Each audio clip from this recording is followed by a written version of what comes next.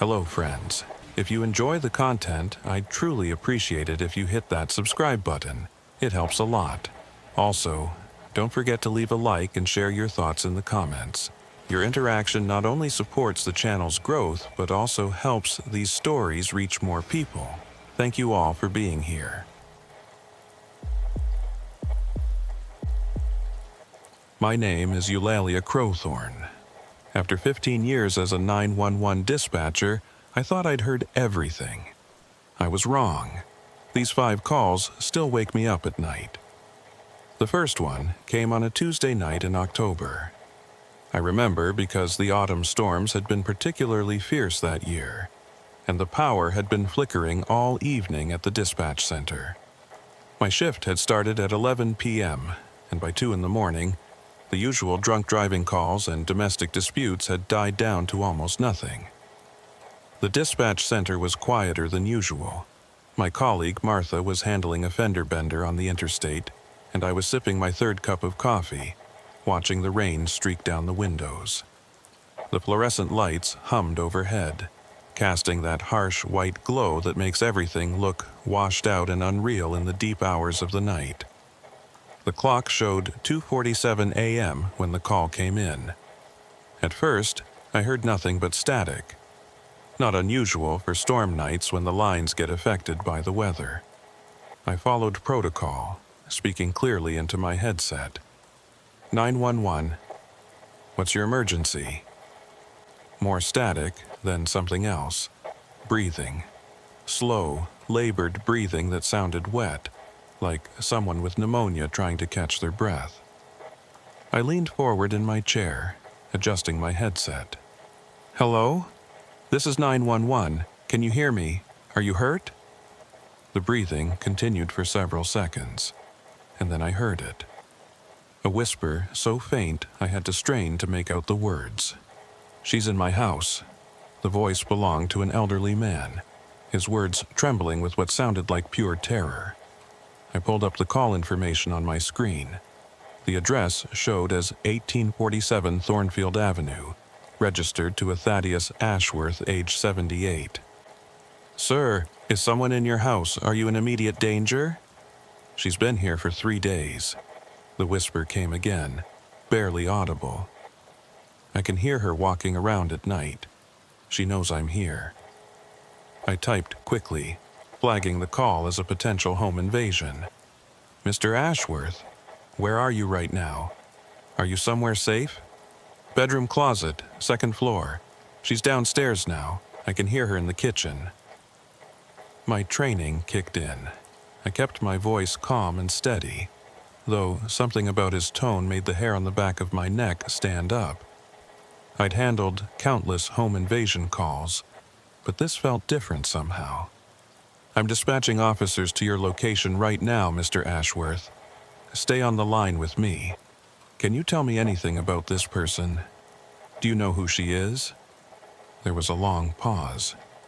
I could hear his breathing, shallow and quick now.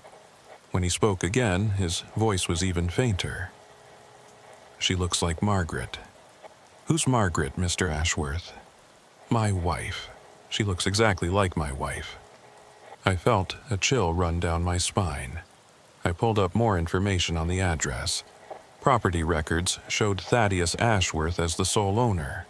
No Margaret Ashworth in the current records. Mr. Ashworth, where's your wife now? Another pause. Then, she died 6 years ago. Cancer. But this woman, she looks just like her. Same face, same hair, even wearing her clothes. The blue dress she was buried in. I swallowed hard, trying to maintain my professional composure. Sometimes, elderly people experiencing trauma or medical episodes could have hallucinations. I needed to keep him calm until help arrived. Mr. Ashworth, have you taken any medication today? Are you on any prescriptions? I'm not crazy, he whispered urgently. I know how it sounds, but she's real. She's been coming into my house for 3 days. I've seen her. She stands at the foot of my bed at night, just watching me. She doesn't speak. She just stares. I checked the dispatch screen. Officer Barnabas Kettlewell was 8 minutes out. I typed an update, adding a wellness check flag to the call. Help is on the way, Mr. Ashworth. Just stay where you are and keep quiet. Can you lock the closet door from the inside? Yes, it's locked. But she has keys. She has Margaret's keys. How does she have Margaret's keys? I buried them with her. The emotion in his voice was raw, genuine. Whatever was happening, he truly believed what he was telling me. I'd learned to distinguish between attention seekers and people in genuine distress, and Thaddeus Ashworth was terrified. Mr. Ashworth, has anything been moved or taken from your house? The photos, he whispered. All the photos of Margaret are turned face down, every single one. I turned them back up, and by morning, they're face down again. And the smell. The house smells like her perfume. White shoulders. She always wore white shoulders. I heard something in the background of the call, a creaking sound like footsteps on old wooden stairs. Thaddeus's breathing quickened. She's coming upstairs. Stay calm, Mr. Ashworth. The officer is 5 minutes away. The footsteps were clearer now, slow and deliberate. I could hear them through the phone, each step creaking in a rhythm that seemed almost purposeful. Then they stopped. She's outside the bedroom door, Thaddeus whispered, his voice barely audible now. She's just standing there.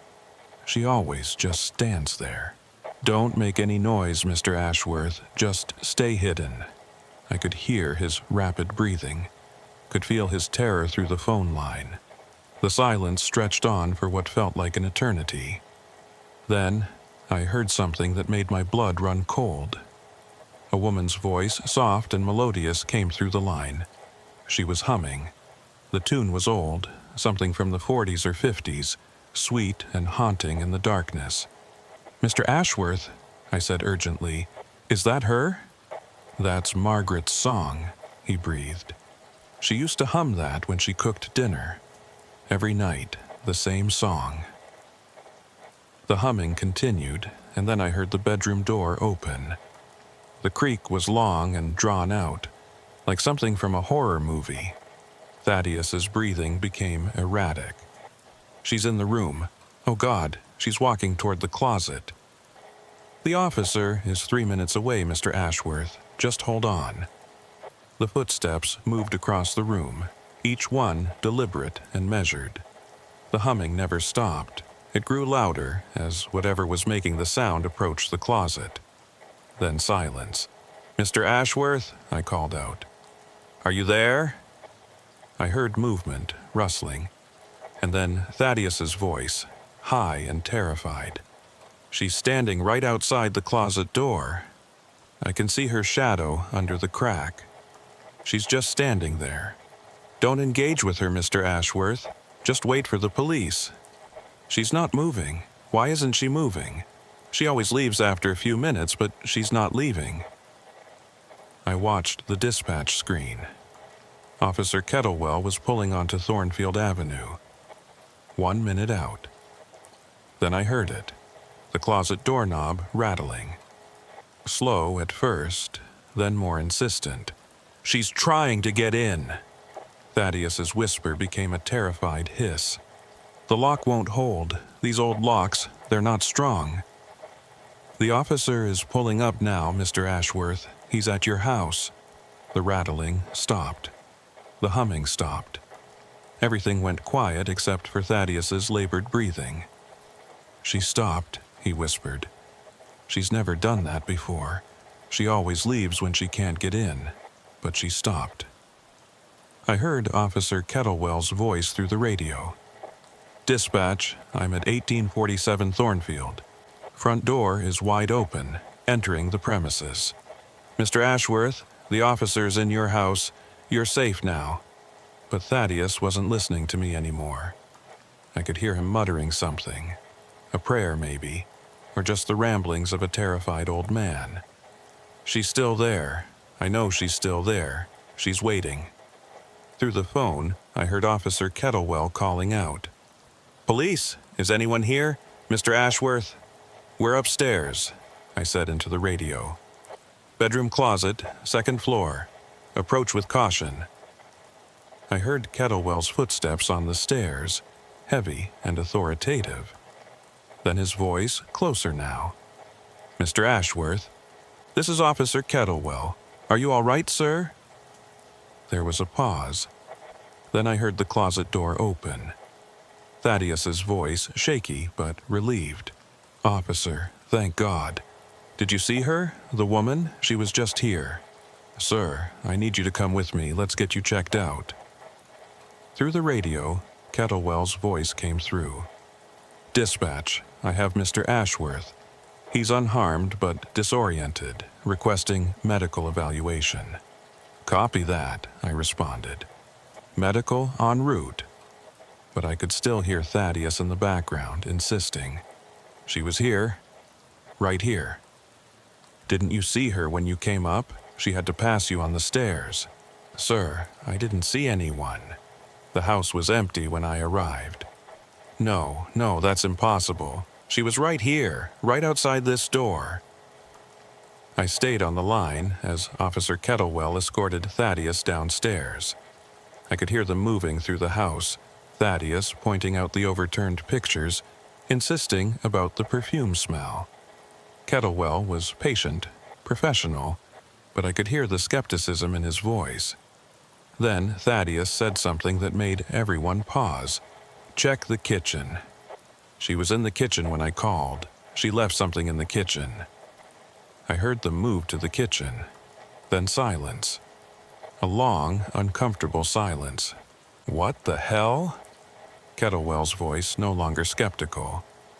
"What is it, officer?" I asked through the radio. "Dispatch, you need to see this. There's a photograph on the kitchen table. Old photograph, looks like from the 60s. It's a woman in a blue dress." Thaddeus's voice trembling. "That's Margaret. That's my wife. But that photo was in her casket. I put it in her casket myself. How is it here?" And then, just as I was about to respond, I heard something that still haunts me. Through Thaddeus's phone, which was still connected, still in the bedroom closet where he'd dropped it, came the sound of humming. That same melodious, haunting tune. The humming was coming from inside the closet. The humming from the closet stopped abruptly when Officer Kettlewell ran back upstairs. I stayed on the line, my hands trembling as I listened to the chaos unfolding at the Ashworth residence. Through the radio, I could hear Kettlewell's heavy breathing as he searched the bedroom again.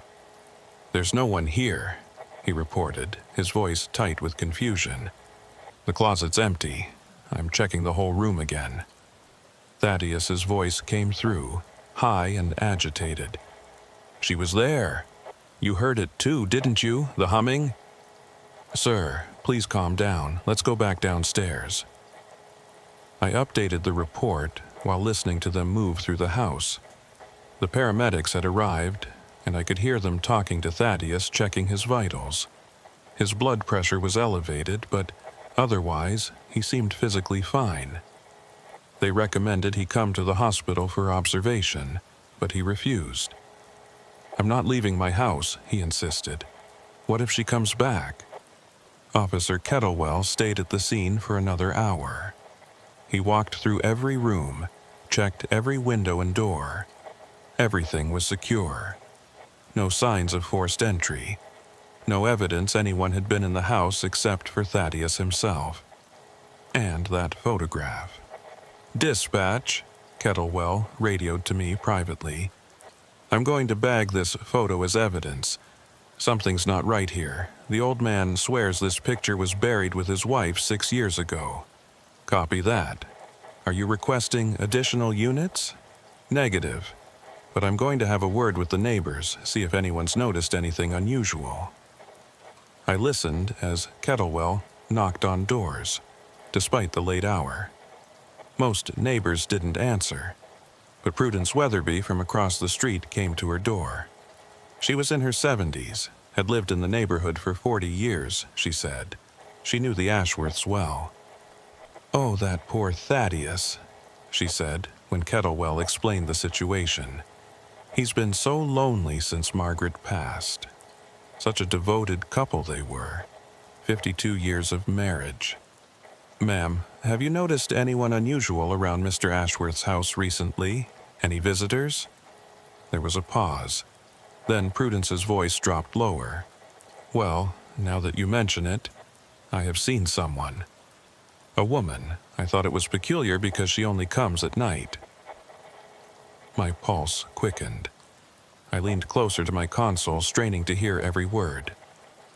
Can you describe this woman? Kettlewell asked. It was dark, you understand, but she looked to be in her 60s or 70s.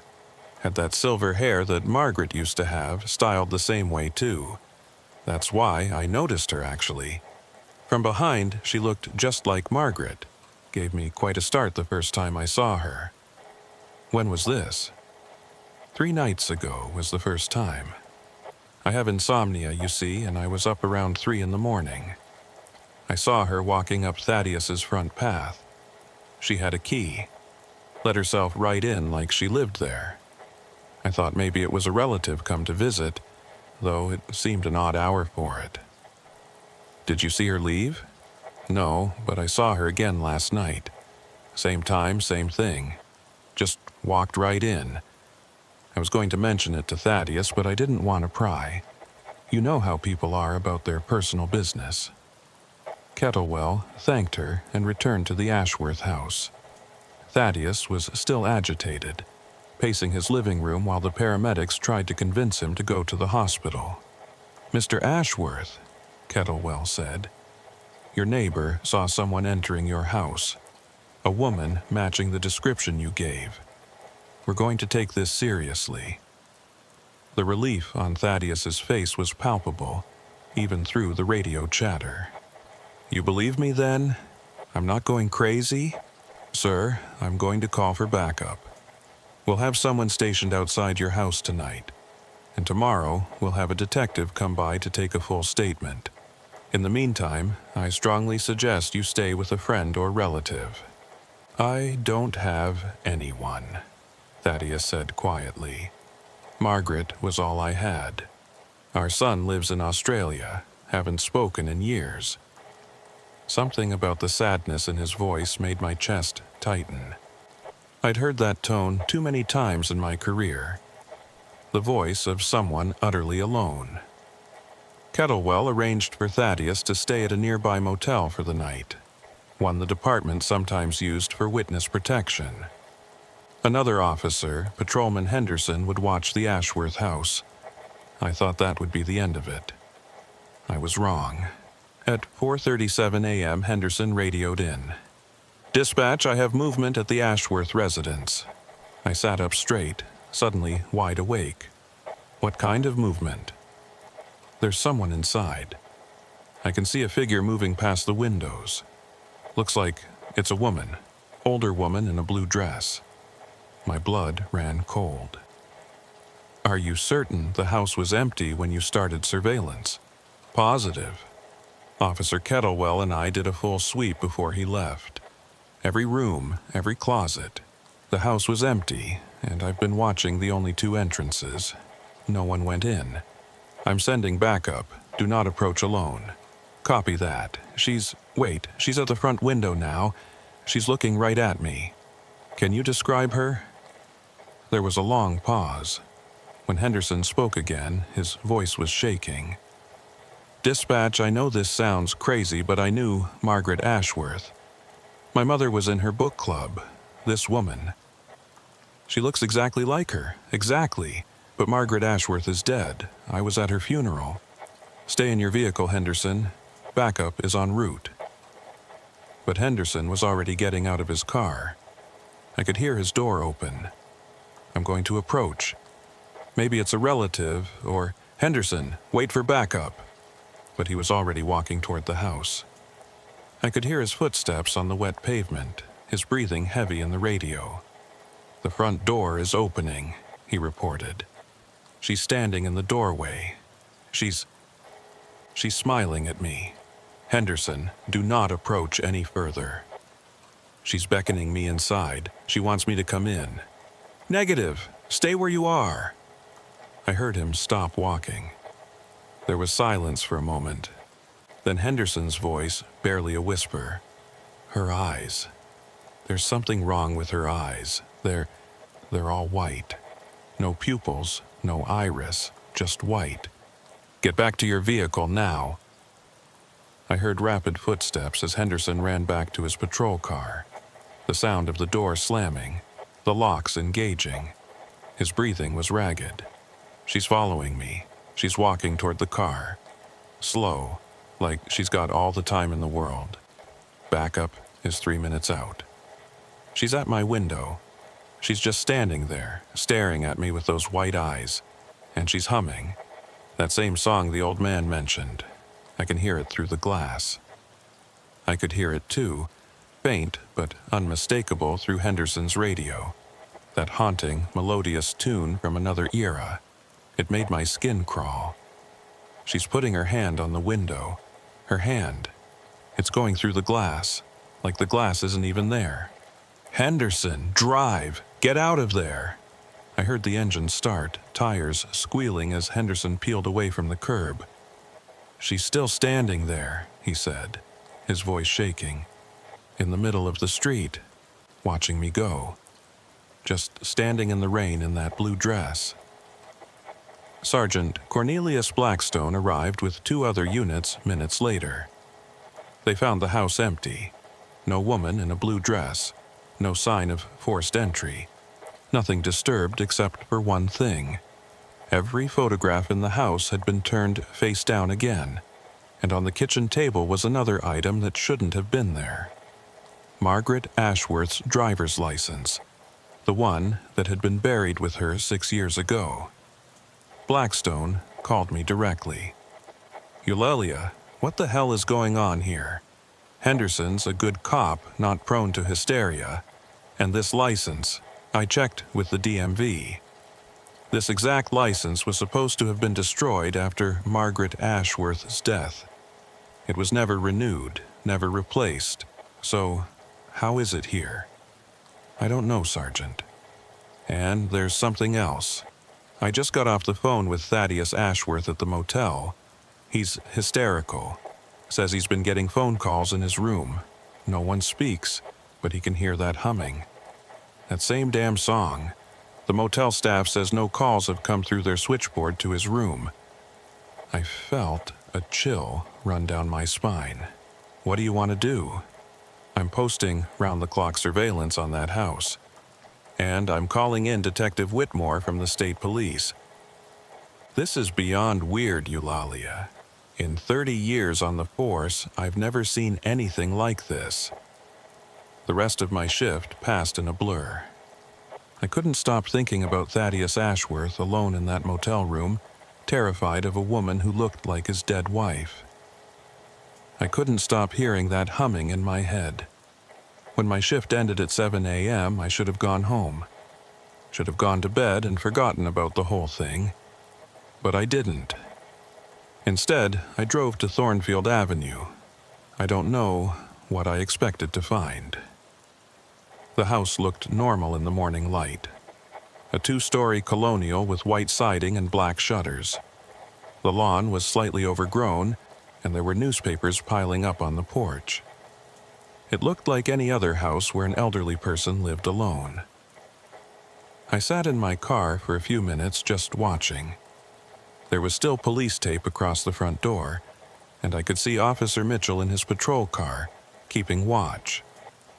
I was about to leave when I noticed something. Movement in the upstairs window. Just for a second, a figure in blue passing by. I got out of my car and walked over to Mitchell. "Did you see that upstairs window?" Mitchell looked up, then shook his head. "The house is empty, ma'am. Sergeant Blackstone checked it himself an hour ago." But I knew what I had seen, and as I stood there staring up at that window, I saw her. An elderly woman with silver hair, wearing a blue dress, standing perfectly still, looking down at me. Her face was pale, too pale, and even from that distance I could see her eyes.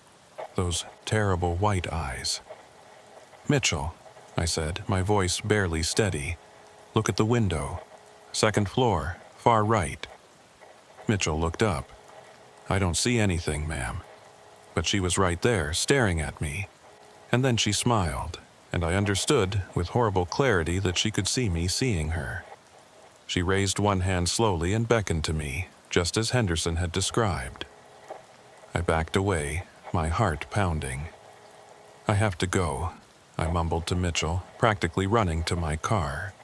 As I drove away, I looked in my rearview mirror. She was still there in the window, watching me leave.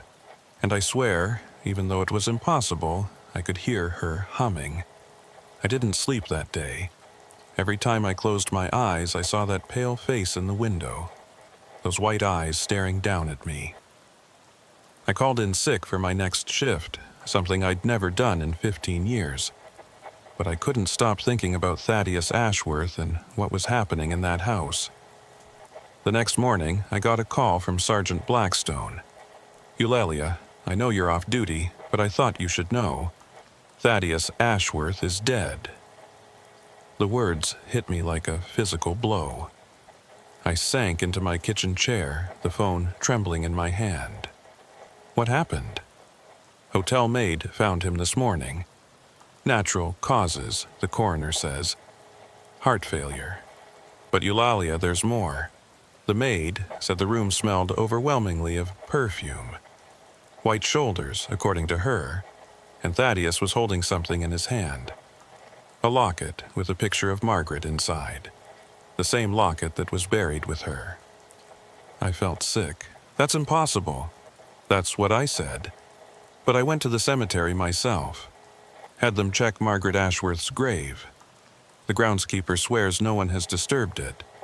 But when we got a court order to examine the casket, Eulalia, the locket was gone. So was the photograph we found in the kitchen. The dress she was buried in was missing too. You opened the casket? We had to. And that's not the worst part. The body, Margaret Ashworth's body, showed no signs of decomposition. 6 years in the ground, and she looked like she'd been buried yesterday. The funeral director who handled her burial came with us. He went white as a sheet when he saw her. Said it was impossible, that the embalming process couldn't preserve a body like that for so long. I couldn't speak. My mind was reeling, trying to make sense of what he was telling me. "There's more," Blackstone continued. "We found Thaddeus's journal in his motel room. He'd been writing in it the night he died. The last entry. I'll read it to you." I heard papers rustling, then Blackstone's voice reading Thaddeus's words. "She came to me tonight. Not in a dream, but here, in this room. She sat on the edge of my bed, just like she used to when she was alive. She told me she'd been trying to come home for 6 years, but something was holding her back. She said she was cold, so cold in the ground, and lonely. She said she missed me. She said she forgave me. I don't know what she meant.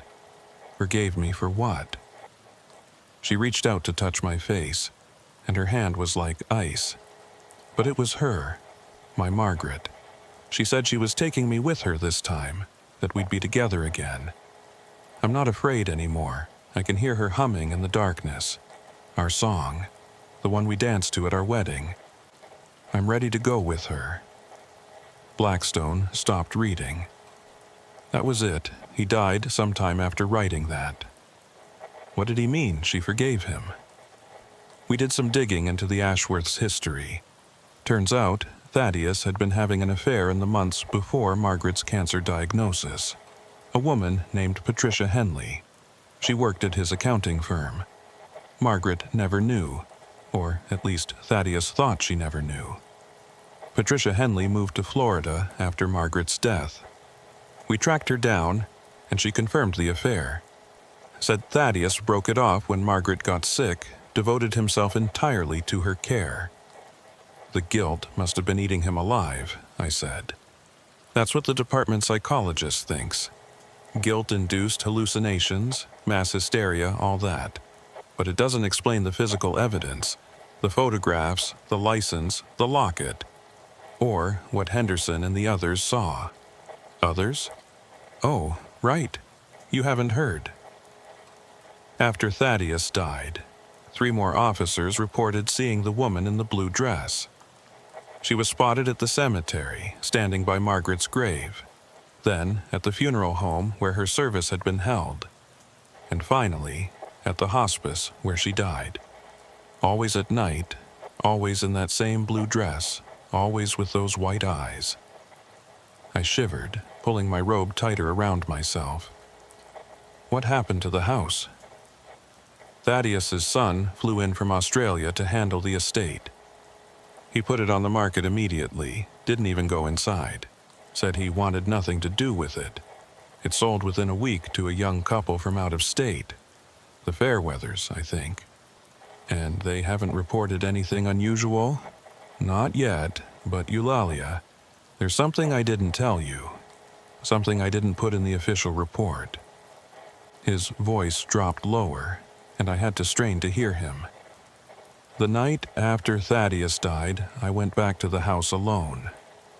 I don't know why. Call it cop instinct or just morbid curiosity. I let myself in with the key we'd gotten from Thaddeus. The house was dark, empty, but when I went upstairs to the bedroom, I found something. He paused, and I could hear him taking a deep breath. There was a message written on the bedroom mirror in what looked like lipstick. Red lipstick. It said, "Till death do us part" was never enough. And beneath it was a phone number. Whose number? That's the thing. I called it from my cell phone. It rang 3 times, then someone picked up.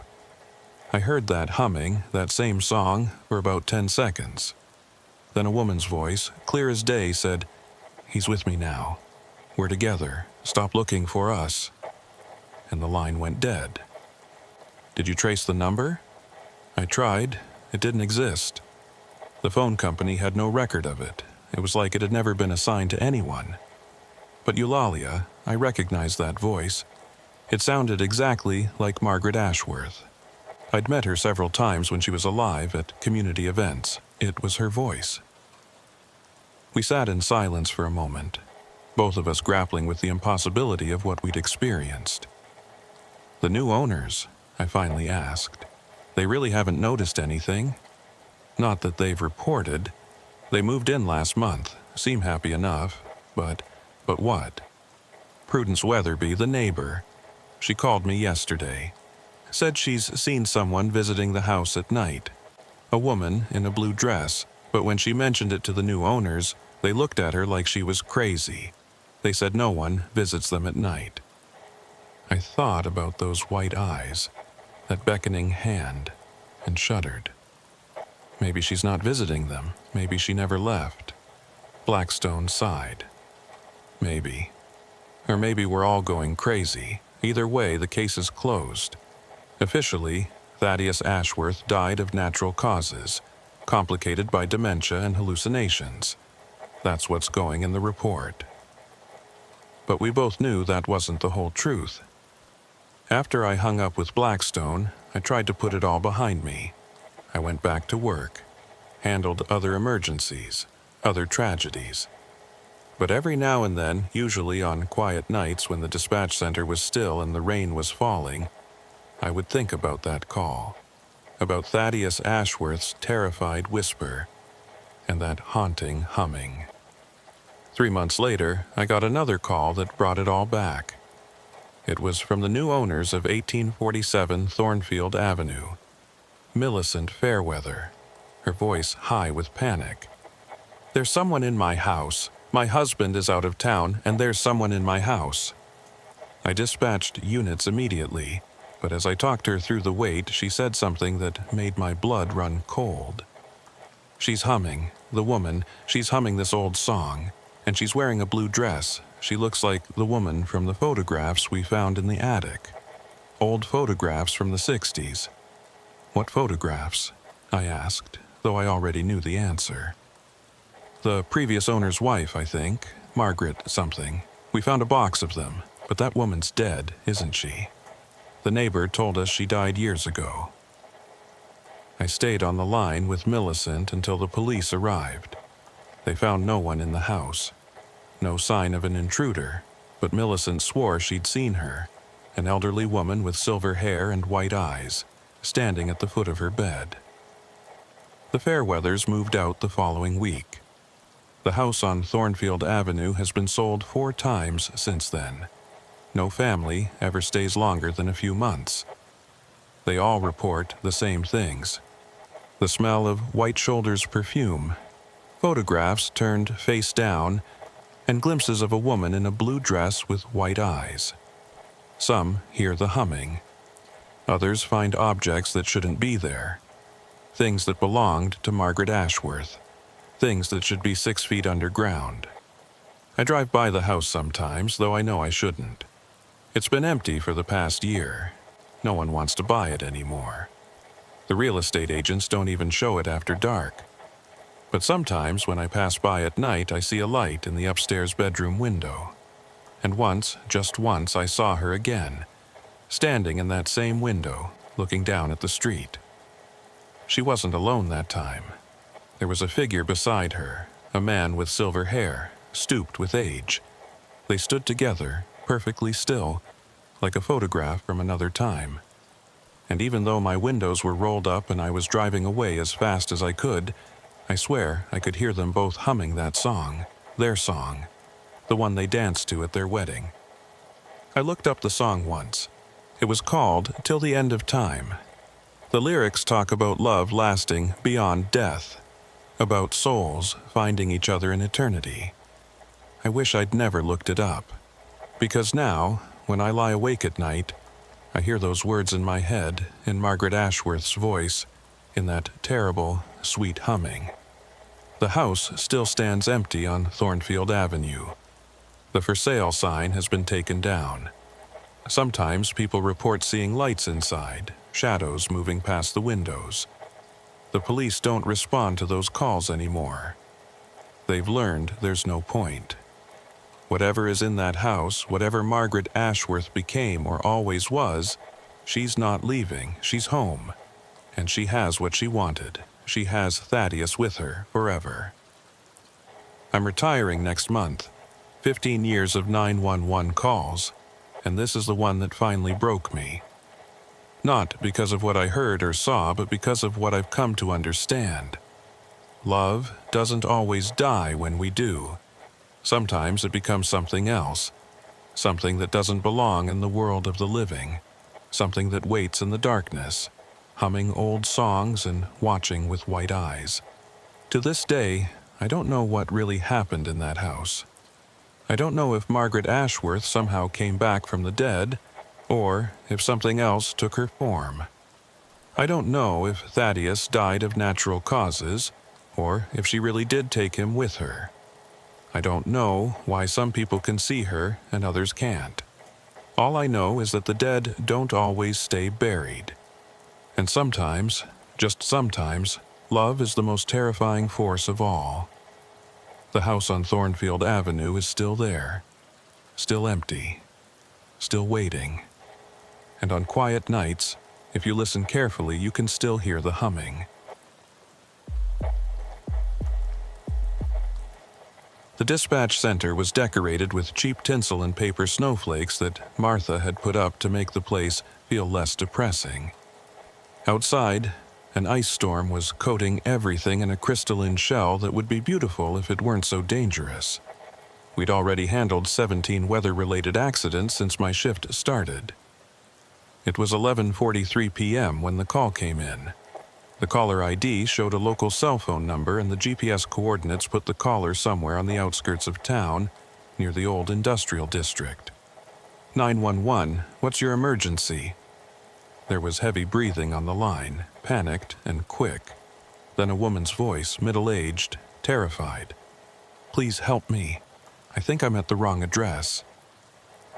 It was an odd way to start an emergency call. I leaned forward, fingers poised over my keyboard. Ma'am, are you in danger? What's your location? The GPS said 4782 Industrial Way, but this can't be right. This can't be the right place.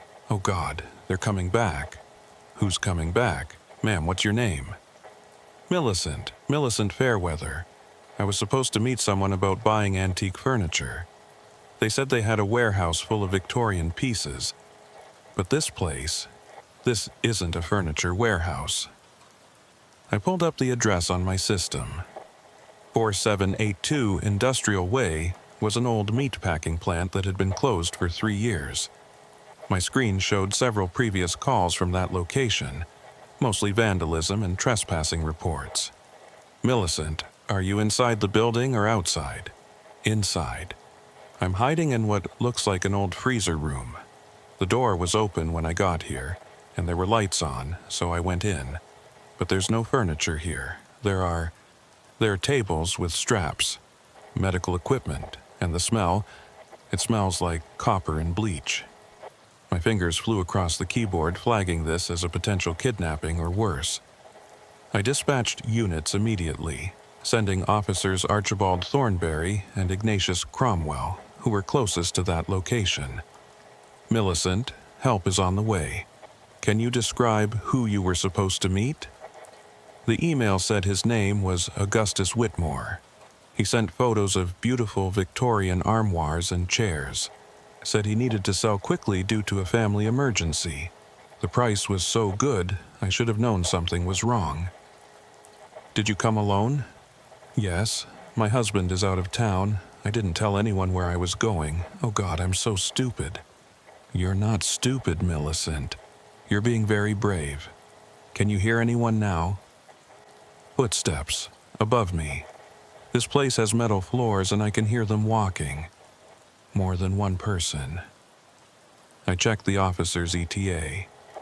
6 minutes out. The ice storm was slowing everything down. Can you lock the door to the freezer room? No, the lock's been removed. There's just a hole where it should be. Wait, the footsteps stopped. The silence that followed was agonizing. I could hear Millicent's shallow breathing, could feel her terror through the phone line. Then, a new sound. Voices, muffled but getting clearer. She's here somewhere, a man's voice said. Deep, calm, almost conversational. The door was still open when we got back. I told you we should have locked it, another voice responded, younger, nervous. What if she saw the room? Then we clean up. We've done it before, Millicent whispered into the phone, her voice barely audible. They're going to kill me. Stay calm, Millicent. Officers are 4 minutes away. Is there anywhere in that room you can hide better? There are some old meat hooks hanging from chains and plastic sheeting. I could get behind the sheeting. Do it quietly. I heard rustling as she moved. The voices were getting closer now, systematically checking rooms. The furniture buyer should be here by now, the older voice said. Woman named Fairweather. Paid the deposit already. What if she got spooked and left? Her car's still outside, that nice Lexus. She's here. My blood ran cold. They knew she was there. They were hunting her. Millicent, I whispered, even though I knew they couldn't hear me through her phone. Stay absolutely still. A door creaked open. Not the freezer room door, but close. The next room, maybe. Check the freezer, the older voice commanded. Footsteps approached. I could hear Millicent holding her breath. The door to the freezer room opened slowly, the hinges screaming in protest. Dark in here, the younger voice said. Hand me that flashlight.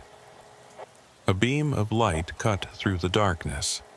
I could hear it swinging back and forth, searching.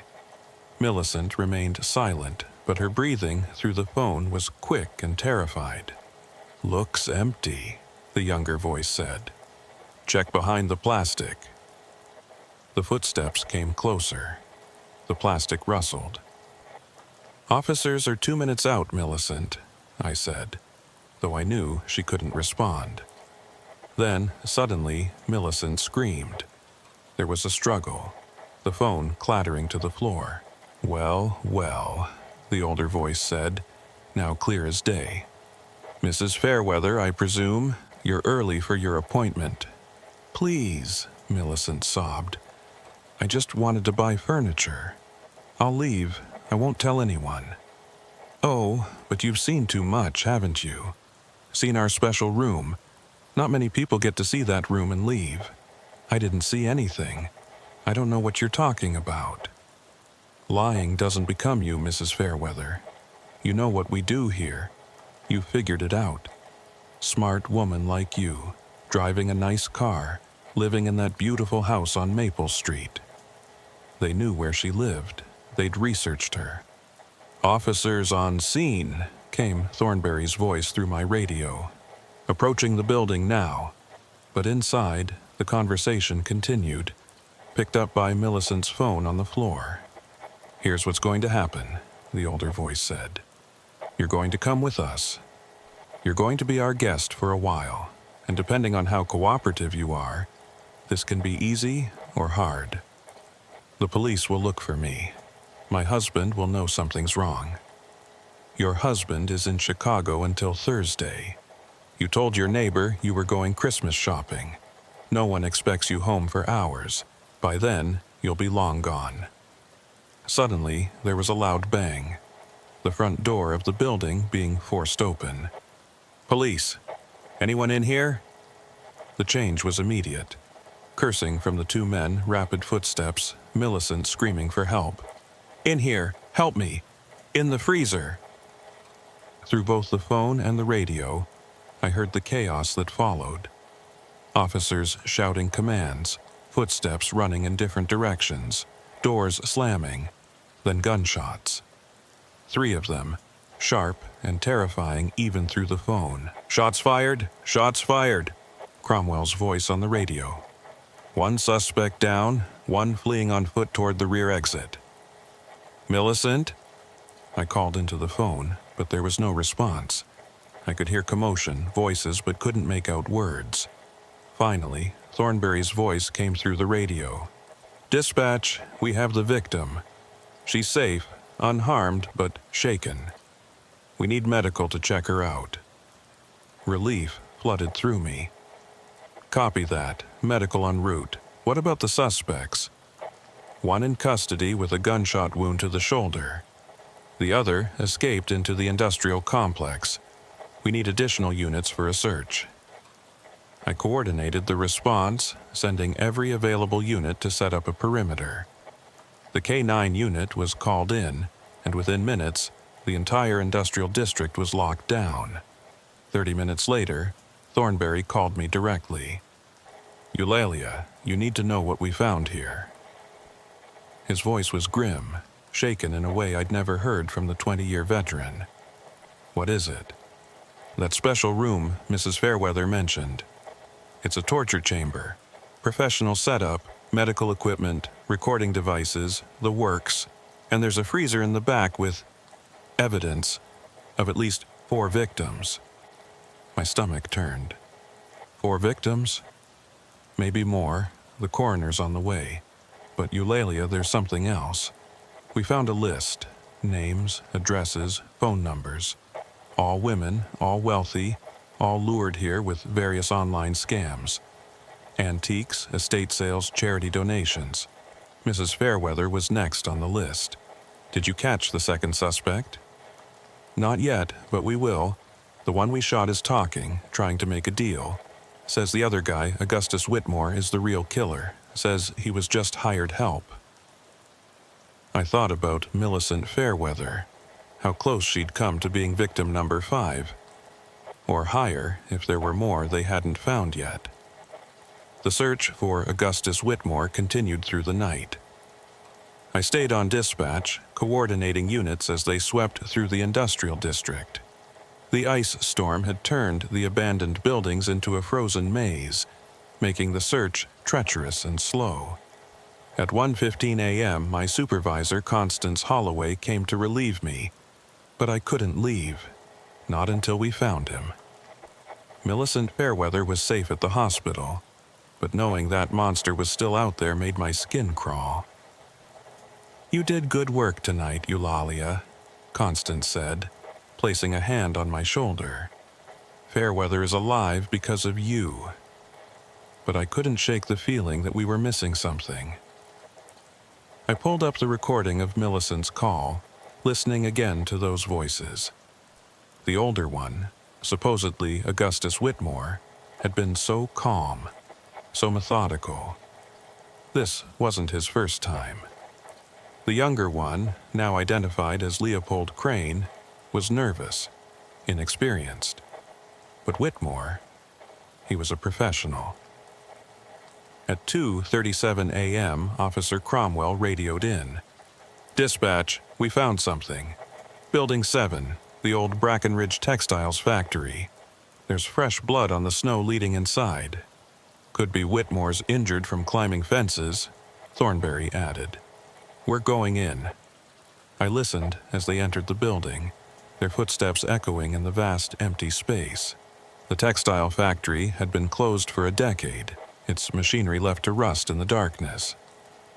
"Blood trail leads upstairs," Cromwell reported. "Stairs look unstable." "Proceed with caution," Constance advised. The next few minutes were tense. I could hear them climbing, the old stairs groaning under their weight. Then, suddenly, a crash. "The stairs collapsed!" Thornberry's voice urgent. "Cromwell fell through. He's okay, but we're cut off from the upper floor." "I'll circle around," Cromwell said. "There might be another way up from the north side." As Cromwell searched for another route, something bothered me. I pulled up the property records for the textile factory. The building had been purchased 6 months ago by a company called Whitmore Holdings, LLC. My blood ran cold. "Constance," I said urgently, "Whitmore owns this building. This could be a trap." Before she could respond, we heard it through the radio. A voice, calm and cultured, coming from somewhere above Thornberry. "Officers, welcome to my establishment. I'm afraid you've walked into a rather precarious situation." "Augustus Whitmore," Thornberry said. "Come down with your hands visible." "I think not, Officer Thornberry. Yes, I know your name. I know all of you. I've been listening to your radio chatter all night. Quite thrilling, really." A chill ran down my spine. He'd been monitoring our communications. "The building is surrounded, Whitmore. There's no way out." "Oh, but there is. You see, I've owned this building for quite some time, made some modifications. Did you know there are tunnels connecting all these old factories? Built during Prohibition for smuggling liquor. Very convenient for someone in my line of work." "He's stalling," Constance said. "All units, check for tunnel entrances. Focus on basements and sublevels." But Whitmore wasn't done talking. "Tell me, Officer Thornberry, did you find my collection at the meatpacking plant? I'm quite proud of it. Each piece carefully selected, each story meticulously documented." "You're sick," Thornberry spat. "Sick? No, officer. I'm a connoisseur. Do you know how boring retirement can be for a man of intelligence? I needed a hobby, something challenging. Murdering women is not a hobby. Not murder, art. Each one was a masterpiece of planning and execution. Take Mrs. Fairweather, for instance. Studied her for weeks. Her routines, her interests, her weaknesses. Victorian furniture. She couldn't resist a good deal on Victorian furniture." Through the radio, I could hear movement. Whitmore was walking, his footsteps echoing on the metal floor above. "But she spoiled it," he continued, his voice taking on an edge of anger. "Arrived too early. Saw things she shouldn't have. Forced me to improvise. I hate improvising." "Where are the other victims, Whitmore?" Thornberry demanded. "The families deserve closure." Families. Yes, they always want closure, don't they? As if knowing the details would help. Would it help them to know that Penelope Ashford begged for her children in her final moments? Or that Gertrude Blackwell offered me her entire fortune? Would those details provide closure, officer?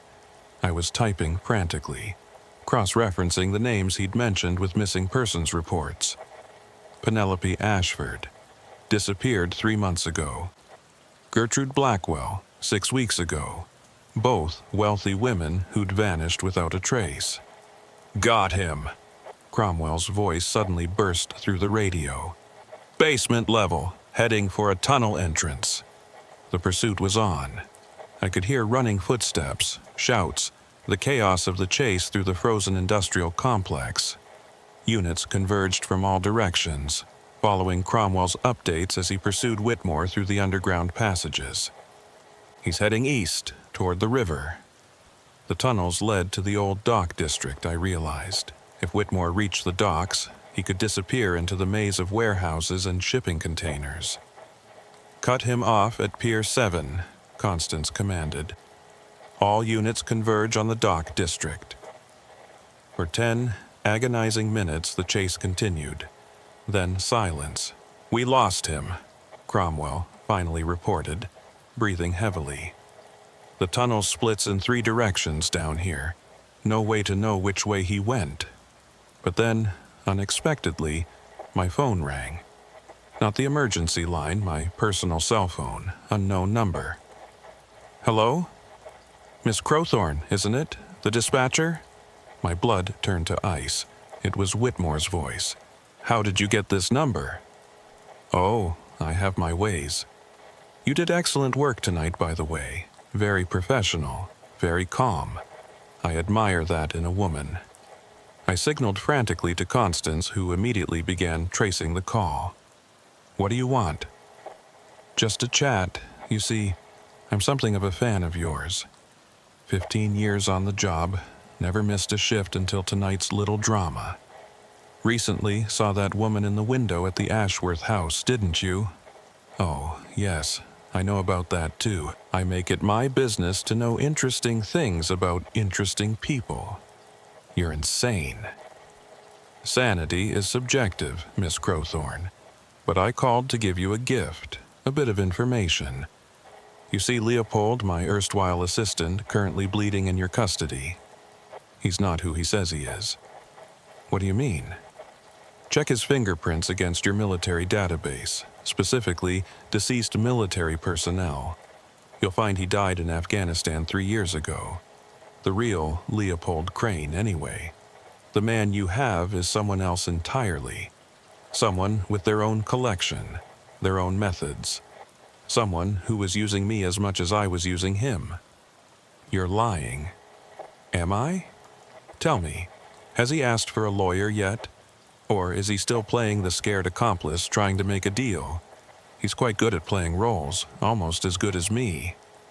The line went dead. I immediately relayed the information to Constance, who contacted the hospital where Leopold Crane was being treated. 15 minutes later, we got the call. The man claiming to be Leopold Crane had escaped. He'd killed a guard, stolen his uniform, and walked out of the hospital. The fingerprints we'd taken were indeed a match for a soldier who died 3 years ago. How is that possible? Thornberry asked over the radio. But I knew. We all knew. We weren't dealing with one killer. We were dealing with 2. And now both were free. The real horror of that night wasn't just what we'd found in the meatpacking plant. It was the realization that there was a network of these monsters working together, sharing resources, sharing victims. The list we'd found wasn't just Whitmore's list. It was a catalog, a menu that multiple killers were selecting from. Millicent Fairweather had survived not 1 predator, but 2. And somewhere out there in the frozen night, both of them were still hunting. The investigation that followed revealed a nightmare beyond our worst fears. The FBI took over the case within 48 hours, but I remained involved as a witness and consultant. What we uncovered still keeps me awake at night. The man posing as Leopold Crane was never identified. His DNA matched no database, his face recognition came up empty. He was a ghost, someone who had perfected the art of becoming other people. The real Leopold Crane's identity had been stolen posthumously, his military records somehow accessed and duplicated. Augustus Whitmore vanished completely. The tunnels led to 17 different exit points throughout the city. By the time we'd mapped them all, he was long gone. His bank accounts were emptied, his properties abandoned. But he left something behind. 3 days after that terrible night, a package arrived at the dispatch center addressed to me. Inside was a leather journal, meticulously kept, documenting 12 victims over 3 years. Not 4 as we'd found, but 12. Each entry included photos, personal details, and descriptions that made me physically ill to read. The final entry was about Millicent Fairweather, but it was incomplete. At the bottom, in elegant handwriting, Whitmore had written, "Interrupted. How disappointing. We'll have to find another Millicent." I turned the journal over to the FBI immediately, but the damage was done. I'd seen those faces, read those names: Penelope Ashford, Gertrude Blackwell, Constance Moorwright, Temperance Aldrich, and 8 others.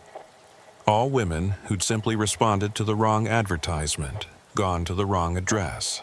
Millicent Fairweather moved away 3 months later. I heard from Officer Thornberry that she and her husband relocated to somewhere in Europe.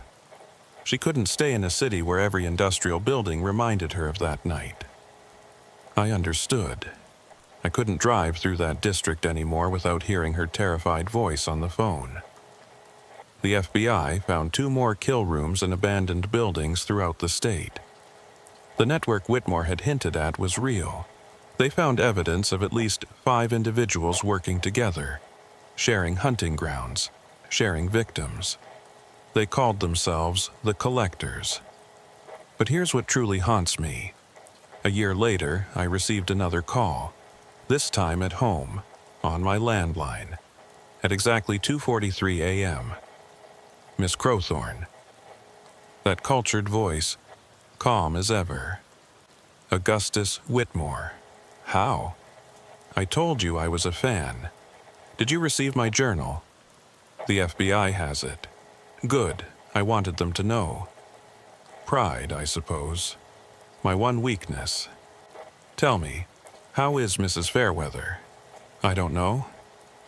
Lisbon. She's in Lisbon. Lovely city. I was there last month. My blood ran cold. If you hurt her, no. She earned her survival. I respect that. I just wanted you to know that I know. I always know. Why are you calling me? Because you're the only one who listened. Really listened. That night, you heard everything, understood everything. You knew I wouldn't be caught in those tunnels. You knew before anyone else that there were 2 of us. The FBI will trace this call. Let them. I'm calling from a ferry in international waters. By the time they figure that out, I'll be in another country. But I wanted to tell you something, Miss Crowthorne. A warning, perhaps, or a promise. What? The man who posed as Leopold Crane? He's still in your city. He's taken a new name, a new face. He might be a police officer now, or a paramedic. Someone you trust, someone you work with. He likes to be close to the investigation, you see. Likes to hear the fear firsthand. You're lying. Am I? How do you think we knew your protocol so well? How did we know exactly how long it would take for units to respond? How did I get your personal phone number? Think about it, Miss Crowthorne. Think about who has access to all that information. The line went dead. I reported the call immediately, and the FBI launched an internal investigation of all emergency services personnel. They polygraphed everyone, checked backgrounds, verified identities. They found nothing. But things started happening, small things. Officers would arrive at scenes to find evidence already disturbed. Radio frequencies would mysteriously broadcast old recordings of emergency calls. Personnel files would go missing and reappear with subtle alterations. Someone was playing with us. Someone on the inside. 6 months ago, Constance Holloway retired suddenly. No explanation, just gone. A week later, Officer Cromwell transferred to another state. Then Thornbury took early retirement. One by one, everyone involved in the Fairweather case left or disappeared. I'm the only one still here, still answering calls, still waiting. Last week, I received another package. No return address. Inside was a single photograph. Millicent Fairweather walking down a street in Lisbon, taken from a distance. On the back, written in that same elegant handwriting, "She's safe, for now, but there are so many other Millicents." I don't know if Augustus Whitmore took that photo, or if it was the fake Leopold Crane. I don't know if they're still working together or hunting separately. I don't know if the person sitting next to me at dispatch is really who they claim to be. All I know is that every time I answer a call from a woman alone, asking for help, I wonder if she's calling from the wrong address. I wonder if she's about to become part of someone's collection. The FBI says the collectors' network was dismantled, that most of the members were caught or killed. But I know better. Augustus Whitmore is still out there. The fake Leopold Crane is still out there. And sometimes, on quiet nights when the dispatch center is almost empty, I hear footsteps that don't belong to anyone on shift. I'm retiring next month. 15 years was enough, but before I go, I needed to document this story. Because someone needs to know. Someone needs to remember. If you ever get an amazing deal online that requires you to pick up the item in person, if the address leads you to an abandoned building, if something feels wrong, trust your instincts. Turn around. Drive away. Don't become part of the collection. To this day, I don't know how many victims there really were. I don't know how many killers are still active. I don't know if Millicent Fairweather is truly safe in Lisbon, or if she's being watched, waiting for the right moment. All I know is that some addresses should never be visited. Some calls should never be made. And some monsters never stop hunting. It started on a humid August night. The air conditioning in the dispatch center was struggling, and we were all irritable from the heat. I was working the graveyard shift with 2 other dispatchers, handling the usual weekend chaos of bar fights and domestic disputes. At 3:17 a.m., a call came in. The screen showed it was from a landline registered to Seraphina Ravenscroft, age 34, at 892 Hollow Oak Drive. But when I answered, there was only silence. 911, what's your emergency? Nothing. Not even breathing. Just an open line. This happens more often than people think. Pocket dials, children playing with phones, technical glitches. Protocol dictates we stay on the line for at least 20 seconds, listening for any signs of distress. Hello? Is anyone there? If you can't speak, press a button on your phone. Still nothing. I was about to categorize it as a misdial when I heard it. Faint, almost imperceptible. The sound of fabric rustling. Then, barely audible, a whisper. He's here. The words were so quiet I almost missed them. A woman's voice, trembling with fear. Ma'am, who's there? Are you in danger? Silence again. But I could sense someone on the other end listening, afraid to speak. I immediately flagged the call as a potential domestic violence situation and dispatched Officer Maximilian Sterling to the address. Ma'am, if you can't talk safely, just stay on the line. Help is coming. For 3 minutes, I listened to nothing but silence. Then I heard footsteps. Heavy, deliberate footsteps getting closer to wherever the phone was. A door opened, a man's voice muffled and distant. Seraphina, who are you talking to? No response from the woman. The footsteps came closer. I asked you a question. Still no response. Then I heard the phone being picked up. Breathing now, slow and controlled, male breathing. "Hello?" I said. "This is 911. We received a call from this number." The breathing continued for several seconds. Then a calm, measured voice spoke. "I apologize, dispatcher. My wife has been having episodes, sleepwalking, calling people while unconscious. It's quite embarrassing." Something about his tone set off every alarm in my head. Too calm, too rehearsed. "Sir, I need to speak with your wife to confirm she's okay. She's gone back to bed. As I said, she's been sleepwalking. The doctor says it's stress-related." "What's your name, sir?" A pause. Theodore Ravenscroft." I checked the records. The house was registered to Serafina Ravenscroft only. No Theodore in the system. "Mr. Ravenscroft, an officer is on the way to do a welfare check. It's standard procedure for silent calls." The breathing changed, became slightly faster. "That's really not necessary. We're fine. I'm afraid it's protocol, sir." The line went dead. Officer Sterling arrived at the house 7 minutes later. I stayed on with him as he approached. "Dispatch, I'm at the residence. Lights are on inside. No vehicles in the driveway. Proceed with caution.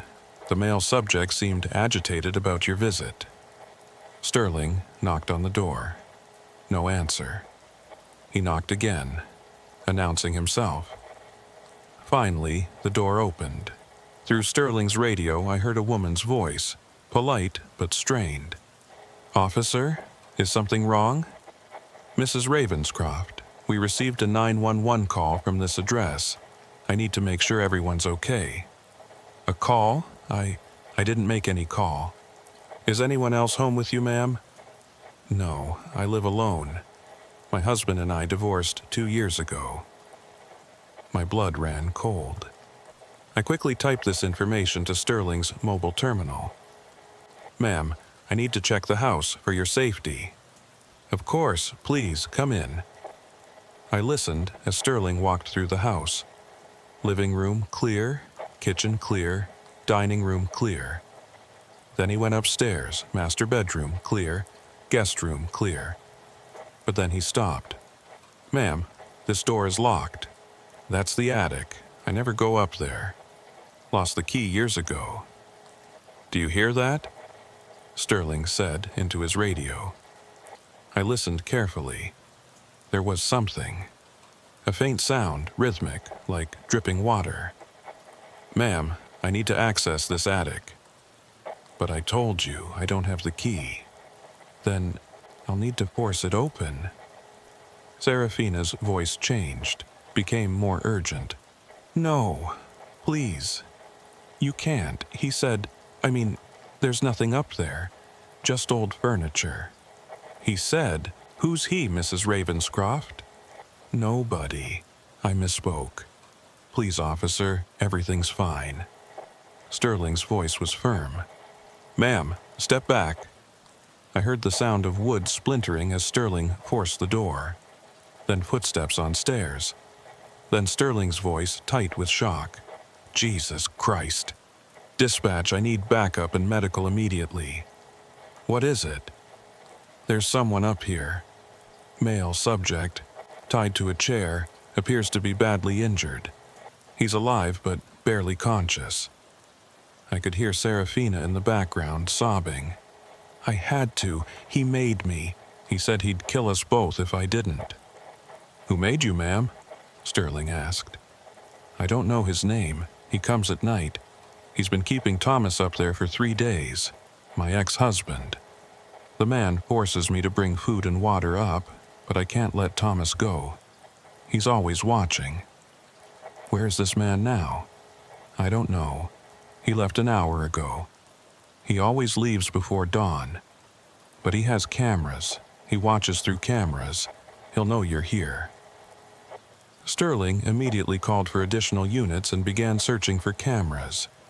They found 7 hidden throughout the house, all streaming to an unknown location. Thomas Ravenscroft was rushed to the hospital with severe dehydration and multiple injuries consistent with torture. But the real horror came when they checked Serafina's phone records. She had called 911 times in the past 3 days. Each time, the call lasted only seconds before being disconnected. Each time, it was logged as a misdial. "Why didn't you say something when you called?" I asked her later, when she was safe at the station. "I tried. The first time I started to speak, but he was right behind me. He had a knife to Thomas's throat. Said if I spoke, he'd kill him. So I hung up. After that, he made me call every night just to prove I could without asking for help. It was a game to him. But tonight you spoke. Tonight he was upstairs with Thomas. I thought I had enough time, but he heard me somehow. He always hears everything." The investigation revealed that someone had been stalking Serafina for months. They found holes drilled in her walls, cameras that had been there long before Thomas was kidnapped. The intruder had been living in her house, in the spaces between walls, in the attic, coming and going as he pleased.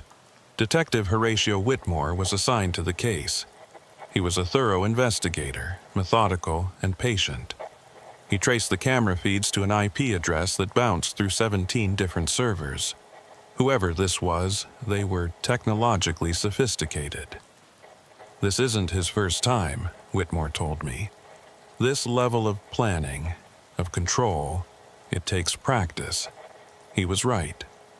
Over the next week, they found similar cases in 4 other states. Women living alone, receiving silent 911 calls, ex-husbands or boyfriends disappearing. In each case, the woman was too terrified to speak when help was literally on the other end of the line. But our guy had made a mistake with Serafina. He'd gotten overconfident, stayed too long, let her speak those 2 words that saved Thomas's life. "We're going to catch him," Whitmore assured me. "He'll make another mistake." But I wasn't so sure, because 3 nights after Serafina's rescue, I received a call at the dispatch center. When I answered, there was only silence. 911, what's your emergency?" Nothing, just an open line. But I could feel someone there listening. "Hello? Do you need help?" Then a whisper, a male voice, calm and amused. "Hello, Eulalia. You did well with Serafina, but you were lucky. Next time, you won't hear anything at all." The line went dead.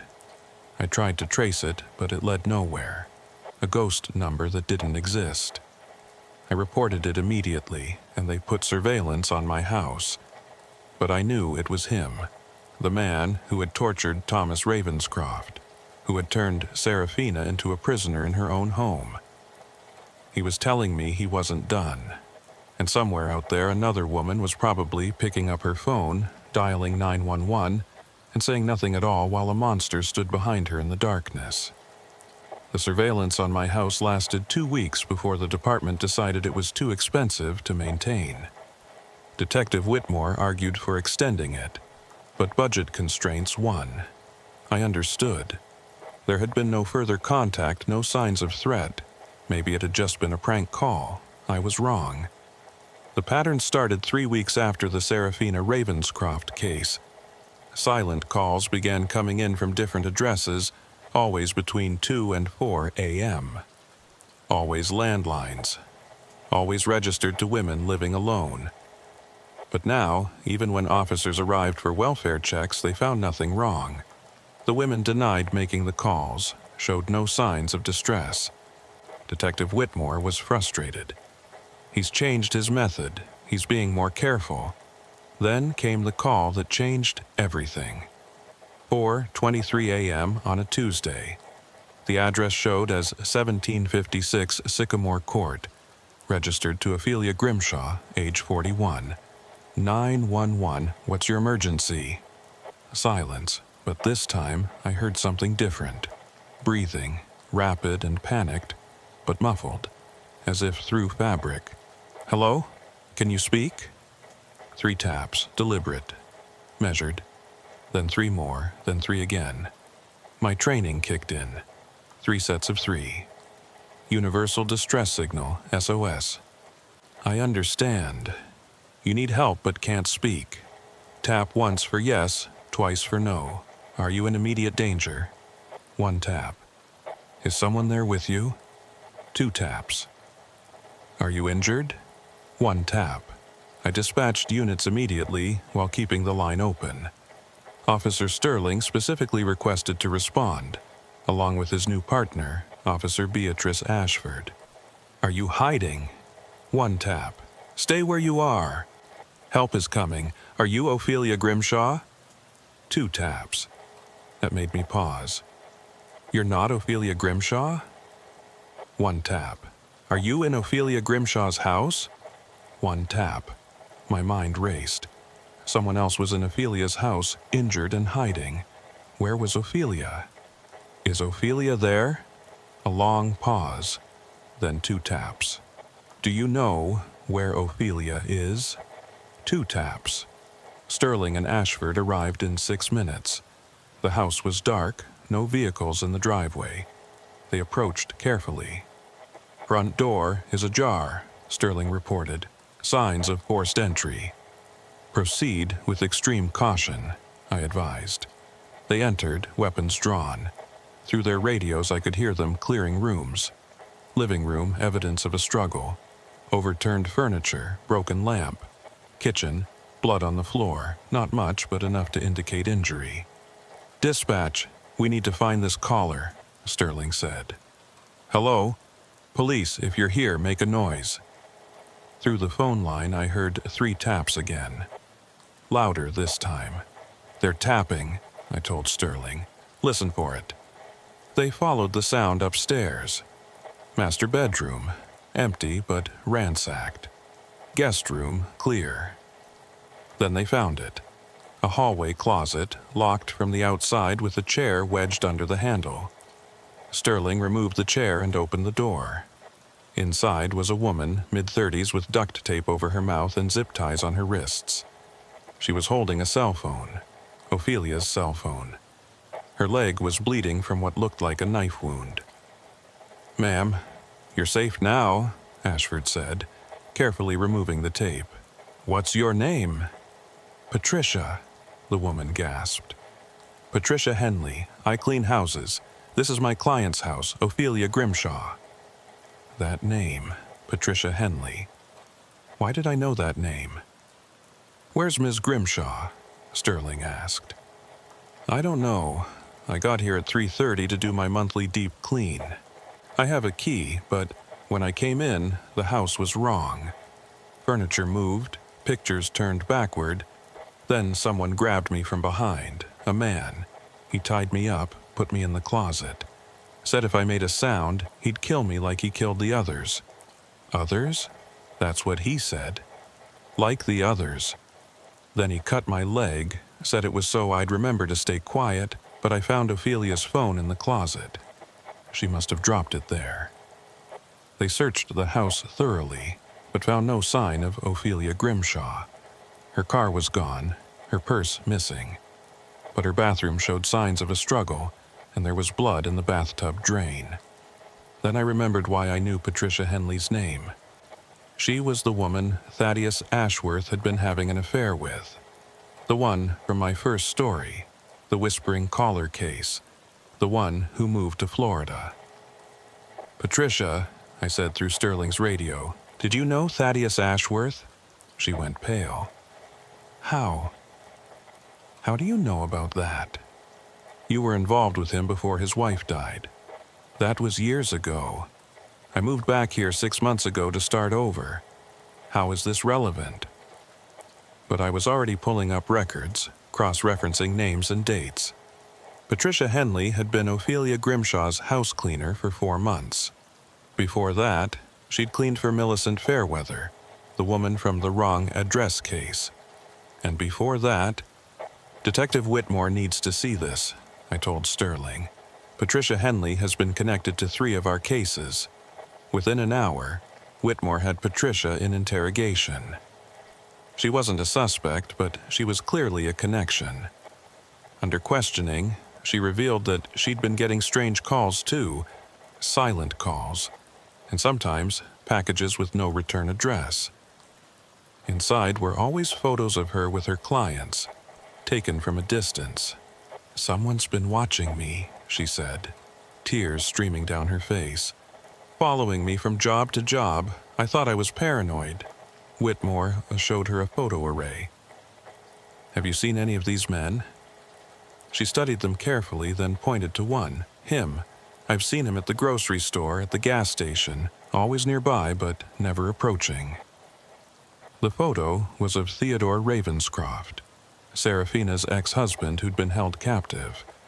But Theodore was still in the hospital, had been for weeks. "Are you sure?" "Positive. Same face, same eyes, but different somehow. Younger maybe, or just cleaner." Whitmore called the hospital immediately. Theodore Ravenscroft was still there, still recovering. But when they checked his visitor log, one name stood out. Timothy Ravenscroft, his brother. "We need to find Timothy Ravenscroft now," Whitmore commanded. The search began immediately. Timothy Ravenscroft, age 39, software engineer, no criminal record. His apartment was empty, looked like it hadn't been lived in for months. His employer said he'd been working remotely for the past year, only communicating via email. But his credit card records told a different story.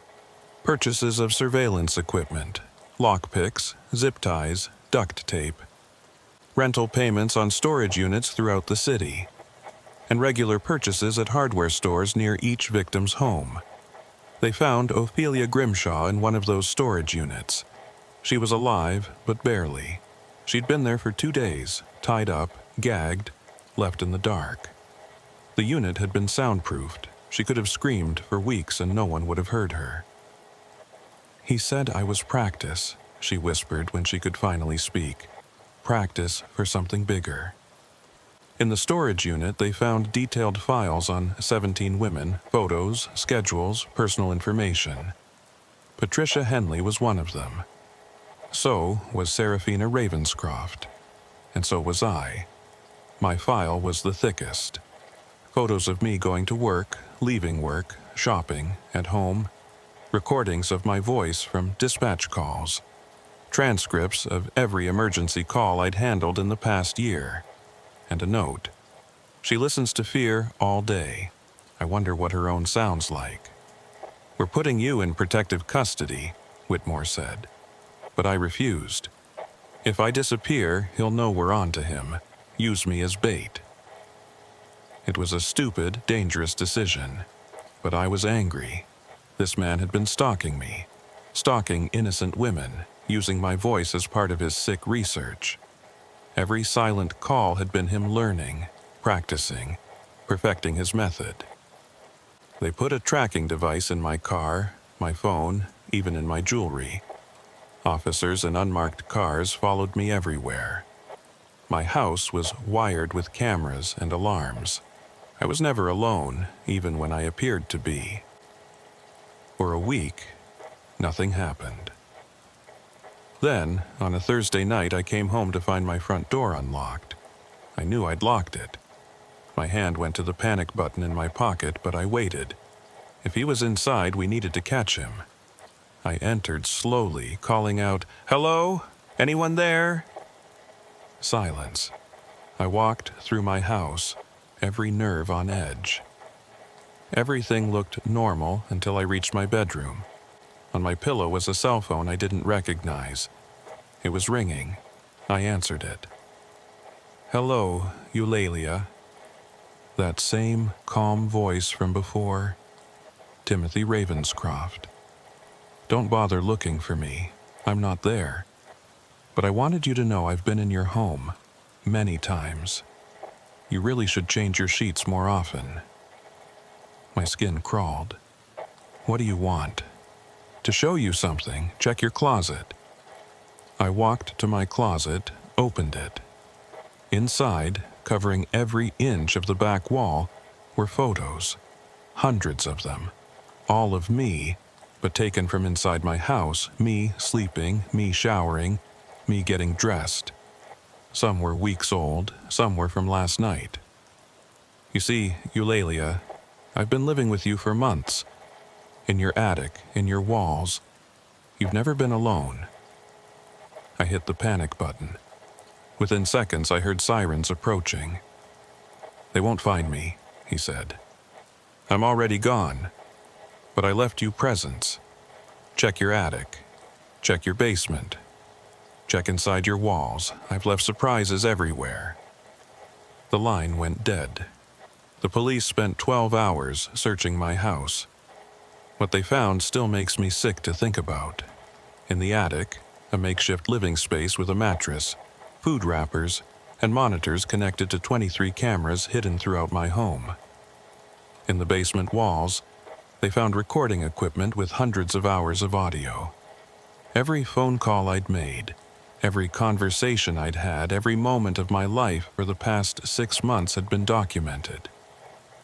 But the worst discovery was in the space between my bedroom and bathroom walls. They found journals, Timothy Ravenscroft's journals, documenting his obsession not just with me, but with the entire concept of emergency response. Detective Whitmore read excerpts to me, though I wished he hadn't. The subject sleeps an average of 5.3 hours per night. Nightmares frequent, based on movement patterns and vocalizations. Often calls out names from her dispatch calls. The dead speak through her dreams. Another entry. She showered for 43 minutes tonight after handling the suicide call. The water was scalding. She's trying to wash away the voices, but they're inside her now. I understand that feeling. The entries went back 2 years. 2 years. He'd been planning this for 2 years, studying not just me but the entire 911 system. He'd monitored dispatch frequencies, followed emergency vehicles, studied response times and protocols. He knew our system better than some of the people who worked in it. They found evidence linking him to 27 silent calls over the past year. Each one had been practice, testing response times, learning how dispatchers reacted, what questions we asked, how we decided whether to send help. He was training himself, Whitmore explained, learning how to manipulate the system from both ends. But Timothy Ravenscroft himself had vanished. The apartment in my walls had been abandoned hours before I got home, though he'd likely been watching through the cameras as I discovered his gifts. The manhunt was massive, involving state police, FBI, even Homeland Security given his technology skills. 3 days later, Ophelia Grimshaw, recovering in the hospital, remembered something crucial. He talked while he had me in that storage unit, she told Whitmore. Said he had a brother who was weak, who let himself be captured. Theodore. Said he was finishing what they'd started together. Together? They were supposed to take Serafina together, but Theodore got sloppy, got emotional. Timothy had to adjust the plan, make it look like Theodore was the victim to throw you off. The revelation was staggering. Theodore Ravenscroft, the victim we'd rescued, had been part of it all along. When they confronted him in his hospital bed, he broke down and confessed. The brothers had been planning these abductions together, but Timothy had turned on him, used him as a decoy. He said I was too soft, Theodore sobbed. Said I didn't have the stomach for the real work, so he made me the victim. My own brother tortured me to sell the story. Where is he now? Whitmore demanded. I don't know. He has places, safe houses. He's been preparing for years. He knew eventually you'd figure it out, so he made contingencies. Those contingencies became clear over the next week. Silent 911 calls started flooding in from all over the state. Hundreds of them. Each one triggered a response, stretching emergency services thin. It was chaos. We couldn't tell which calls were real emergencies and which were Timothy's games. Then, in the middle of this chaos, I got a call at my temporary apartment where I was staying under police protection. Not to my cell phone or the landline, but through my laptop.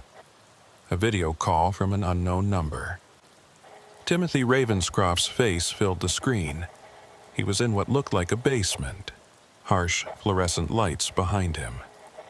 "Hello, Eulalia. I hope you enjoyed my presence." I should have hung up, called for help, but I needed to keep him talking. I gestured to Officer Ashford, who was my protection detail, to start tracing the call. "Why are you doing this?" "Because the system is broken. 911, emergency services, all of it. You respond to the loudest cries, the most obvious dangers. But what about the quiet suffering, the silent victims? My mother died calling 911. Had a stroke, couldn't speak. The dispatcher hung up after 30 seconds, marked it as a misdial. That's not. I listened to the recording later. You could hear her trying to speak, trying to get help. But the dispatcher was tired. It was the end of their shift. They didn't listen hard enough. By the time my father found her, it was too late." "So you're punishing innocent people?" "I'm exposing the system. Every silent call that gets ignored, every victim who can't scream loud enough, every person who dies because a dispatcher makes the wrong decision. You've made those decisions, Eulalia. You've hung up on people who needed help. That's not true. Isn't it? January 15th, 2 years ago, 3:18 a.m. An elderly man called, confused, possibly having a stroke. You stayed on for 23 seconds, then categorized it as a misdial when he couldn't form words." I remembered that call. I'd followed protocol, but had I listened hard enough? Had there been signs I missed? "He died that night," Timothy continued. "Alone, while you moved on to the next call. You don't know that I could have saved him. No, but you didn't try hard enough. None of you do. You're overwhelmed, understaffed, undertrained. The system fails people every day. I'm just making it obvious." Behind him, I saw movement. Someone else was there. "Who's with you, Timothy?" He smiled. "Would you like to meet my latest student? Come here, dear." A young woman stepped into view. She looked terrified, but was trying to hide it. I recognized her from missing persons reports. Prudence Weatherby. She'd been Thaddeus Ashworth's neighbor, the one who'd seen the woman in blue visiting his house. "Prudence has been learning about the importance of communication," Timothy said. "About how silence can be louder than screams. Haven't you, Prudence?" She nodded, her eyes pleading with me through the screen. "Let her go, Timothy. Take me instead." He laughed. "You? You're worthless to me now. You've served your purpose. You are my case study, proof that even the best dispatcher can be manipulated, controlled, made helpless. But Prudence here, she has potential. She's learning to listen to the silence.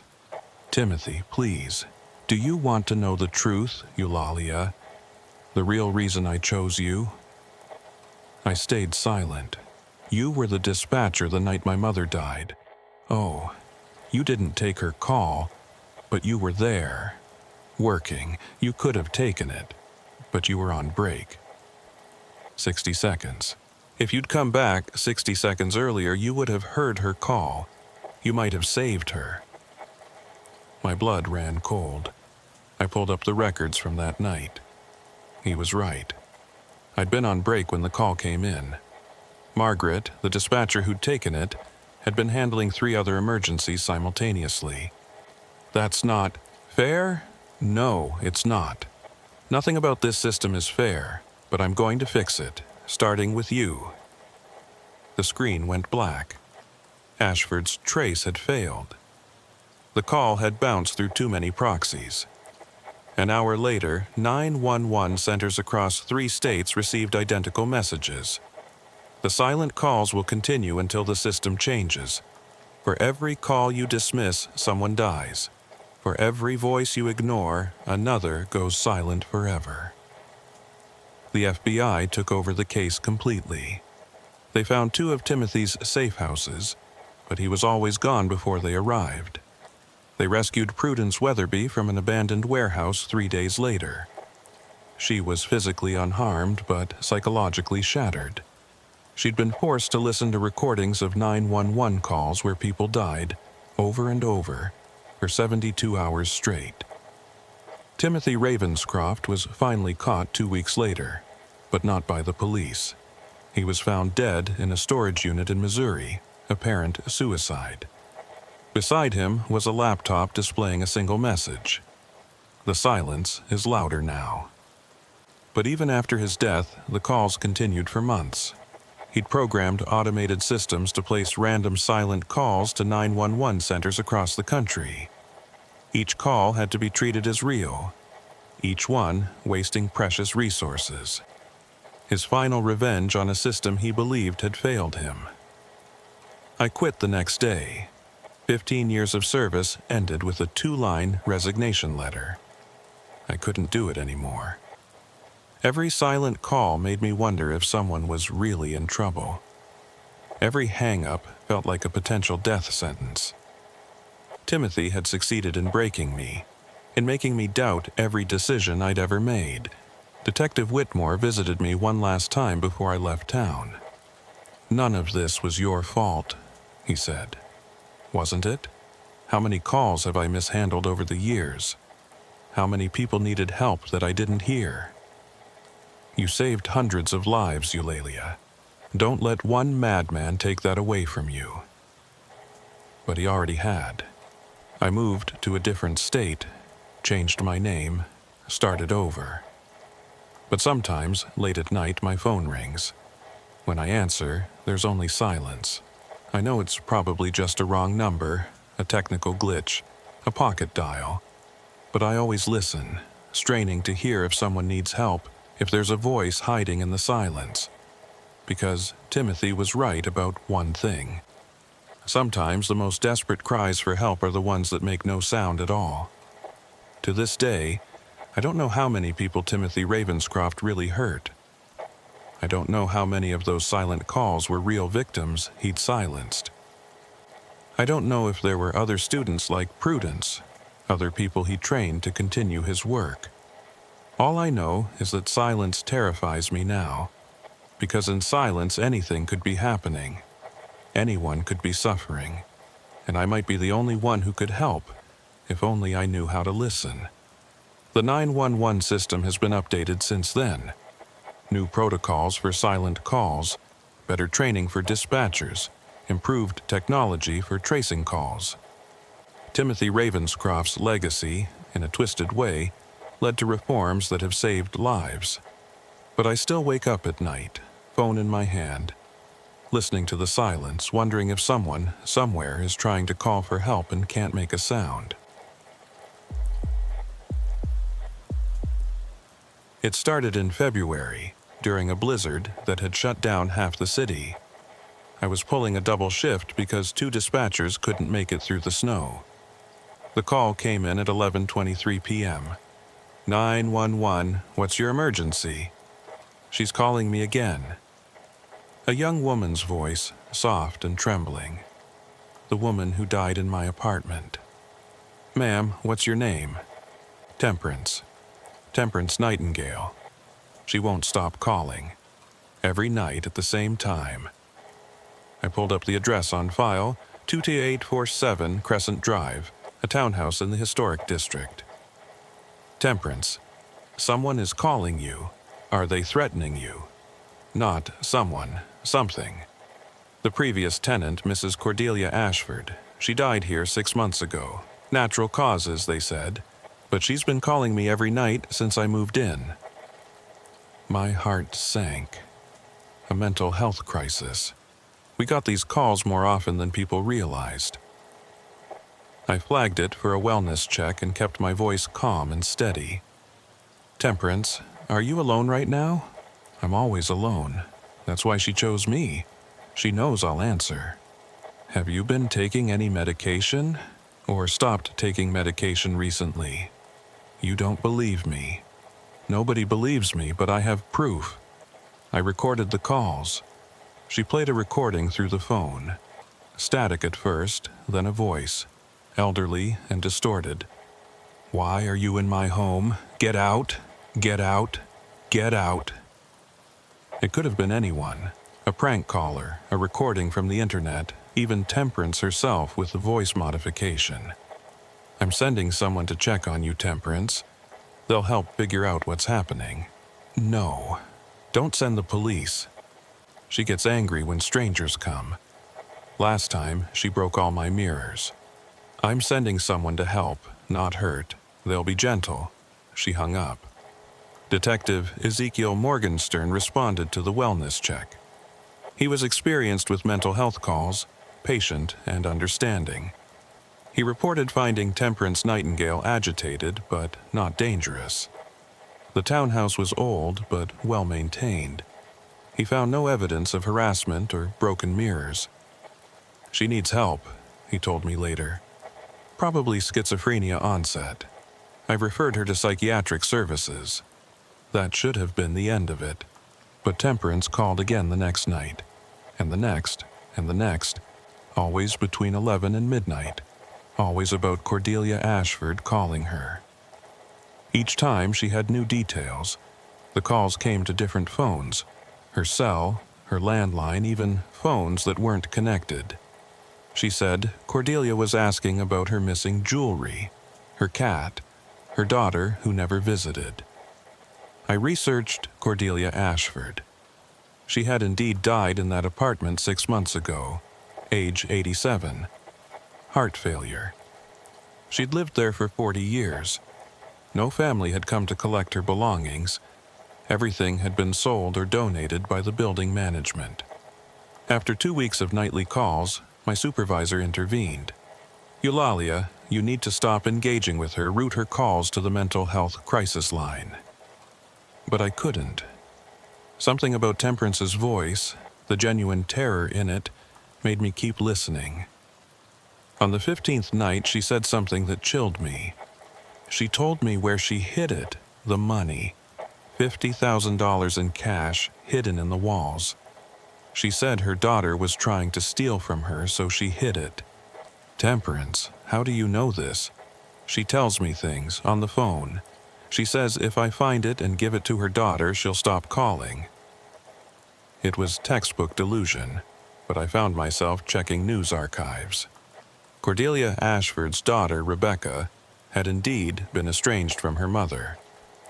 There had been accusations of elder abuse, financial exploitation, but nothing proven.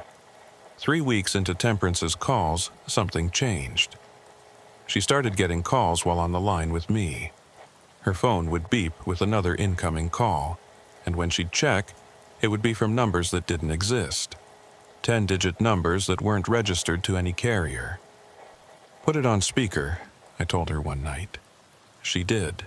Static filled the line, then that elderly voice again. "Rebecca took my mother's ring. It's in the floorboard under the window, 3rd plank from the left." "That's probably just," I started to say, but then we both heard it. My dispatch phone started ringing, another emergency line. But when I looked at the screen, it showed the same impossible number. I answered it with my other hand. The same voice came through. "You're listening now. Good, help her find it." The line went dead. When I tried to trace the call, there was no record of it in our system. According to our logs, that call never happened. Dr. Obadiah Winterbourne, the psychiatrist assigned to Temperance's case, was concerned but pragmatic. She's highly intelligent, possibly experiencing a dissociative disorder. The elaborate nature of her delusion suggests she may have discovered something about the previous tenant that triggered this break. But then Officer Beatrice Ashford, Morgenstern's partner, made a discovery. She'd been reviewing Cordelia Ashford's death report and found something odd. Cordelia's cell phone was never found. It wasn't among her effects, wasn't in the apartment. Her daughter Rebecca had asked about it specifically, said her mother never went anywhere without it. Where did the phone go? Ashford wondered. That night, Temperance called again, but this time she wasn't alone. I could hear someone else in the background, a man's voice. "Who's there with you, Temperance?" "Detective Morgenstern and Dr. Winterbourne. They wanted to observe when the calls come." "And?" "It's 11:58. She always calls at midnight exactly." We waited. I stayed on the line, listening to them breathe, listening to the clock tick. At exactly midnight, I heard it. A phone ringing, but not just one phone, multiple phones. Through Temperance's line, I could hear at least 3 different ringtones. "That's my cell," Temperance said. "That's mine too," Morgenstern's voice shocked. "And mine," Dr. Winterbourne added, "but that's impossible. We're all getting called at the same time from the same number." I looked at my dispatch board. Every emergency line was lighting up, all showing the same impossible number. Every phone in the dispatch center was ringing, and then, through all the phones simultaneously, came that elderly voice, clear as day. "I'm still here. I never left. Find my phone. Find the truth." The simultaneous calls to every phone in the dispatch center lasted exactly 13 seconds. Then, as suddenly as they'd started, they stopped. The silence that followed was deafening. Through Temperance's line, I heard Detective Morgenstern's voice, shaky now. "What the hell just happened?" "I told you," Temperance said quietly. "She's real. She's been trying to tell someone something." The next day, the entire incident was investigated by our technical team. They found no record of the calls in our system logs. According to every piece of digital evidence, those calls never happened. But 17 dispatchers had heard them. We all heard the same voice saying the same words. Morgenstern decided to investigate differently. Instead of dismissing Temperance's claims, he started taking them seriously. He got permission to search the apartment thoroughly, specifically looking for Cordelia Ashford's missing phone. "If we find the phone," he reasoned, "maybe we can explain the calls." They searched for 6 hours. Temperance helped, pointing out places where she'd heard sounds, felt cold spots, noticed things move. They found nothing. Then, as they were about to give up, Officer Beatrice Ashford noticed something odd about the bathroom medicine cabinet. It was mounted slightly crooked. Behind it, sealed inside the wall, was a cell phone. Cordelia Ashford's cell phone. But that wasn't all. There was also a small notebook wrapped in plastic. The notebook contained Cordelia's handwriting, increasingly frantic entries dated the week before her death. "Rebecca is poisoning me. Small doses in my tea when she visits. I can taste it now that I know what to look for. Called the police, but Rebecca is charming. They think I'm senile. Hiding this phone and notebook. If something happens to me, someone needs to know. She wants the inheritance early. Doesn't know I changed my will last month. Left everything to charity." The final entry. "Too weak to call for help. She increased the dose. If anyone finds this, Rebecca murdered me." Morgenstern immediately called for a forensics team. Cordelia's body had been cremated, but they still had tissue samples from the autopsy. The original cause of death was listed as heart failure, but no one had tested for poisoning. While waiting for test results, Temperance's calls stopped. For 3 nights, she didn't call 911. I actually found myself missing her voice, wondering if she was okay. On the 4th night, she called. "The calls stopped," she said, sounding exhausted but relieved. "After you found the phone, Cordelia went quiet. But Eulalia, someone else is calling now." "Who?" "A man. He says his name is Reginald Blackthorne. He says he died in the apartment next door in 984. He says there are others too. This whole building. It's full of voices trying to be heard." I wanted to dismiss it, to chalk it up to her ongoing mental health crisis. But after what we'd all experienced, I couldn't entirely discount it. "What does he want?" "He says to check the basement. Apartment 2B's basement storage unit specifically. He says the building's owner, Mr. Cornelius Ashwood, has been hiding something for 30 years. Against his better judgment, Morgenstern got a warrant for the storage unit. What they found changed everything.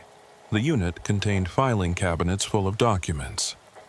Death certificates, wills, property transfers. 17 residents had died in the building over 30 years, all of natural causes according to the paperwork. But each death was followed by the same pattern: a quick cremation, property transferred to the building's management company, belongings sold or destroyed. Cornelius Ashwood had been systematically murdering tenants who had no close family, making it look natural, then claiming their assets through forged documents. He'd been using the building as his own personal hunting ground for 3 decades. The toxicology report on Cordelia's tissue samples came back the next day, positive for ethylene glycol, antifreeze. But the levels were strange, not consistent with acute poisoning. Dr. Winterbourne explained it to me. These levels suggest chronic exposure over months, maybe years, but not enough to kill quickly, just enough to weaken the heart over time. So Rebecca was poisoning her? Someone was. But here's the strange part. We tested Rebecca's hair samples with her permission. She's been exposed to the same poison, lower levels, but chronic exposure. The investigation exploded from there. They tested current residents of the building. 7 of the 12 showed traces of ethylene glycol exposure. The source: the building's water system. Specifically, certain apartments where the pipes had been recently repaired by the building's maintenance team. Cornelius Ashwood was arrested at his office, trying to destroy documents. He didn't deny it. In fact, he seemed almost relieved to be caught. 30 years, he told Morgenstern during interrogation. 30 years of selecting the right tenants, old, alone, with money, but no one to leave it to. I'd help them with their wills, become their friend, their confidant. Then, when the time was right, a little help to speed nature along. You killed 17 people? Killed? No. I helped them transition. They were all going to die anyway. I just made sure their assets went to good use instead of the state. And Cordelia Ashford? That was different. Her daughter Rebecca was doing it on her own, sloppy, obvious. I had to adjust her dose through the water system, make it look more natural. Couldn't have an investigation ruining everything. So you were poisoning Rebecca too? Insurance. If Cordelia's death was investigated, Rebecca would look guilty. The poisoning would be blamed on her. Case closed. Temperance had been right all along. The dead were trying to communicate in their own way. The phone hidden in the wall had somehow been triggering calls, perhaps through some malfunction or crossed wire. Or perhaps, as Temperance believed, Cordelia Ashford's desperate need for justice had found a way. Dr. Winterbourne had a different theory. Mass hysteria combined with actual criminal activity. Temperance's sensitivity to her environment picked up on real danger, which her mind interpreted as paranormal activity. But that didn't explain the simultaneous calls we all received. It didn't explain how Temperance knew about Reginald Blackthorne, whose death in '94 was one of Ashwood's first murders. The night after Ashwood's arrest, I was alone in the dispatch center covering the quiet shift. At exactly midnight, my phone rang. Not the emergency line, my personal cell. The number was impossible, just like before. I answered it. "Thank you." Cordelia Ashford's voice, clear and peaceful. "We can rest now." The line went dead. I never received another impossible call. The trial of Cornelius Ashwood became the biggest case in the city's history. 17 counts of murder, spanning 3 decades. The prosecutor called it the most elaborate and prolonged serial killing spree ever documented. But for those of us who had experienced the calls, the legal proceedings felt incomplete, like they were missing the real story. Temperance Nightingale was the star witness. Her months of calls to 911, previously dismissed as mental illness, were now evidence of what Dr. Winterbourne called unconscious environmental perception. She had somehow sensed the danger in the building, the wrongness of it, and her mind had interpreted it as voices from the dead. But Temperance insisted that wasn't what happened. They were real, she told me when I visited her during the trial. She had moved out of the building, was staying with a cousin upstate. Cordelia, Reginald, all of them. They were trying to warn us. The district attorney says you probably picked up on subtle clues. Maybe you saw documents, overheard conversations, noticed patterns unconsciously. She shook her head, then explained this. Last night I got another call from a number that doesn't exist. She played me a voicemail. Static at first, then a young woman's voice. Tell them to check the Riverside Apartments. Building C, he's doing it again. Who's doing what again? I don't know, but I looked up the building. It's owned by a company called Blackwood Properties. Cornelius Ashwood's nephew, Marcus Blackwood, is the CEO. I felt my blood turn cold. We'd assumed Ashwood worked alone, but what if it was bigger? What if there were others? I brought this to Detective Morgenstern immediately. He was skeptical but thorough. He pulled records for Blackwood Properties. They owned 14 residential buildings across 3 states. The pattern was subtle but there. Higher than average death rates among elderly tenants, properties that changed hands frequently, wills that always seemed to benefit the management company. Jesus Christ, Morgenstern muttered. It's a family business. The investigation expanded. The FBI got involved. Marcus Blackwood was arrested trying to flee the country. In his luggage, they found detailed records of 43 murders across the 14 properties, dating back 40 years. Cornelius Ashwood hadn't started this. He'd inherited it from his father, Augustus Ashwood, and he taught it to his nephew. 3 generations of killers hiding behind property management, preying on the elderly and alone. The night before Marcus Blackwood's arrest, every phone in the dispatch center rang again. This time, we were ready. We had recording equipment, trace systems, everything. But when we answered, there was only silence. Then, one by one, voices began to speak. Different voices, different ages, all saying names and addresses. Martha Blackstone, 482 Oak Street, 1907. Franklin Moorwright, 1923 Elm Avenue, 1993. Constance Ashford, 756 Pine Road, 2001. 43 names, 43 addresses, 43 victims. When the calls ended, we had a complete list of every person the Ashwood family had murdered. Bodies that had been cremated, deaths that had been ruled natural, families that had never known the truth. Dr. Winterbourne tried to explain it rationally. Collective, unconscious manifestation, he called it. The stress of the case causing a shared auditory hallucination based on information we'd subconsciously absorbed. But I knew better, and so did Temperance. They just wanted to be heard, she told me. They wanted their stories told, their deaths acknowledged. Once we knew, once we listened, they could rest. The trials lasted 2 years. Cornelius Ashwood was sentenced to life without parole. Marcus Blackwood got the death penalty. 14 other people, employees and accomplices, received various sentences. The victims' families filed civil suits, recovering millions in stolen assets. Temperance Nightingale became an advocate for elderly housing rights. She never had another episode of what the doctors called psychosis. The calls stopped completely once the killers were caught. But I still wonder about those impossible calls. The phones that rang without being connected. The voices that spoke from numbers that didn't exist. The official report said it was a combination of technical malfunction and mass hysteria.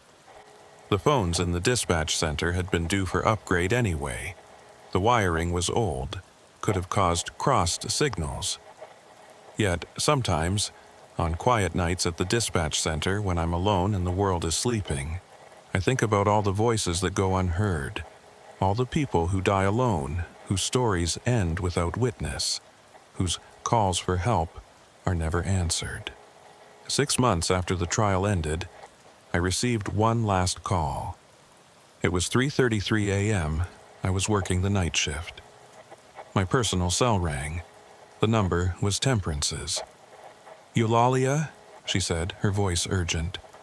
"I'm getting calls again." "From who?" "Different people, different places. They're all saying the same thing. There are more. More families like the Ashwoods. More buildings full of the dead. They want us to find them." I should have dismissed it. Should have told her to call her therapist, to get help. But I'd learned to listen to the impossible, to hear the voices others couldn't. "Give me the addresses," I said. She gave me 3. Buildings in different cities, all owned by different companies. I passed them to Morgenstern, expecting him to laugh it off. He didn't. He investigated. All 3 buildings had the pattern. Elderly deaths, property transfers, suspicious wills. We'd uncovered an entire network. Families across the country who had turned elder care into elder predation.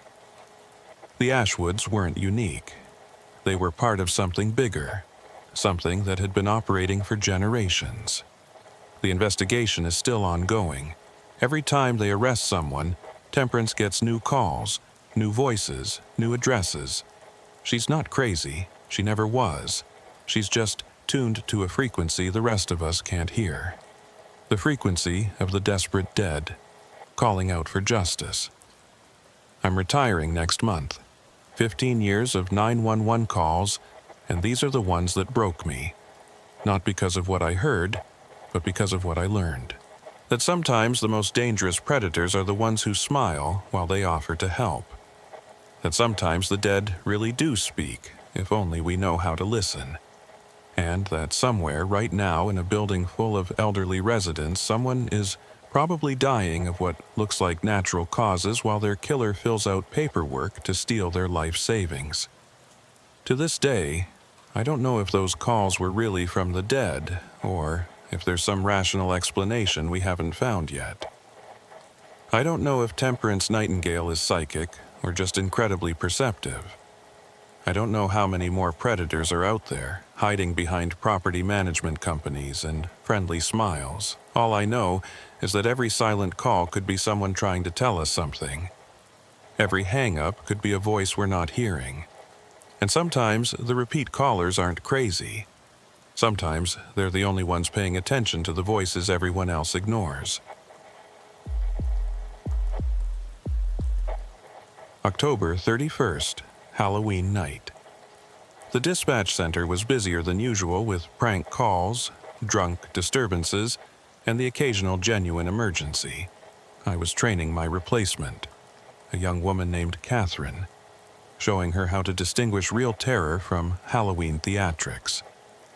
At 11:47 p.m., the call came in. The caller ID showed a local number registered to Augustus Fairchild, age 52, at 666 Ravens Hollow Road. The address made Catherine smirk. Clearly, a Halloween prank, she thought. But I knew that street. It was real, in the oldest part of town, where the street names predated modern sensibilities. 911. What's your emergency?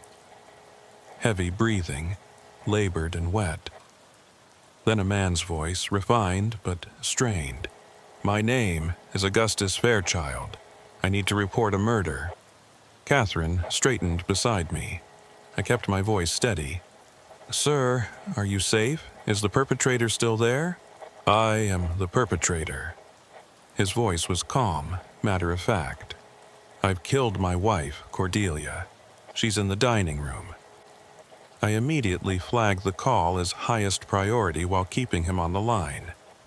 Catherine was already dispatching units. Augustus, I need you to stay on the line with me. Are there any weapons involved? A knife. From our wedding silver, it seemed appropriate. Where's the knife now? Still in her chest. I couldn't bring myself to remove it. We bought that set in Paris on our honeymoon, 1995. She loved those knives.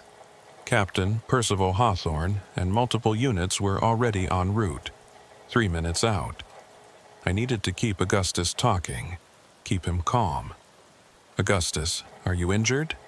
Yes, but not by my hand. Cordelia fought back. She always was a fighter. 30 years of marriage and she never gave up fighting. Where are you injured? Scratches mostly, some bites. She bit me quite hard on the forearm. Drew blood. I suppose that's evidence now. His tone was eerily conversational, like we were discussing the weather. Catherine looked at me with wide eyes. I'd handled confession calls before, but this was different.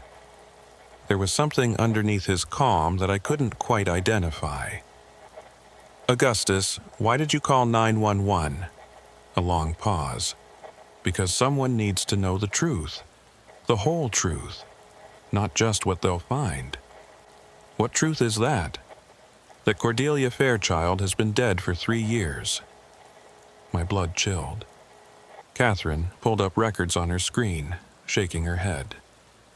Cordelia Fairchild was very much alive according to all databases. Driver's license renewed 6 months ago. Credit cards active. Social media posts as recent as this morning. Augustus, can you explain what you mean? The woman in my dining room looks like my wife. Sounds like my wife. Everyone believes she's my wife. But Cordelia died 3 years ago in a car accident outside of Riverside. I was there. I held her as she died. I buried her. Sir, are you taking any medications? Have you consumed any substances tonight? I'm not hallucinating, dispatcher. I'm not confused. For 3 years, something has been living in my house, wearing my wife's face, sleeping in my bed. Tonight, I finally had enough proof. Tonight, I finally had the courage. What proof, Augustus? She doesn't bleed right.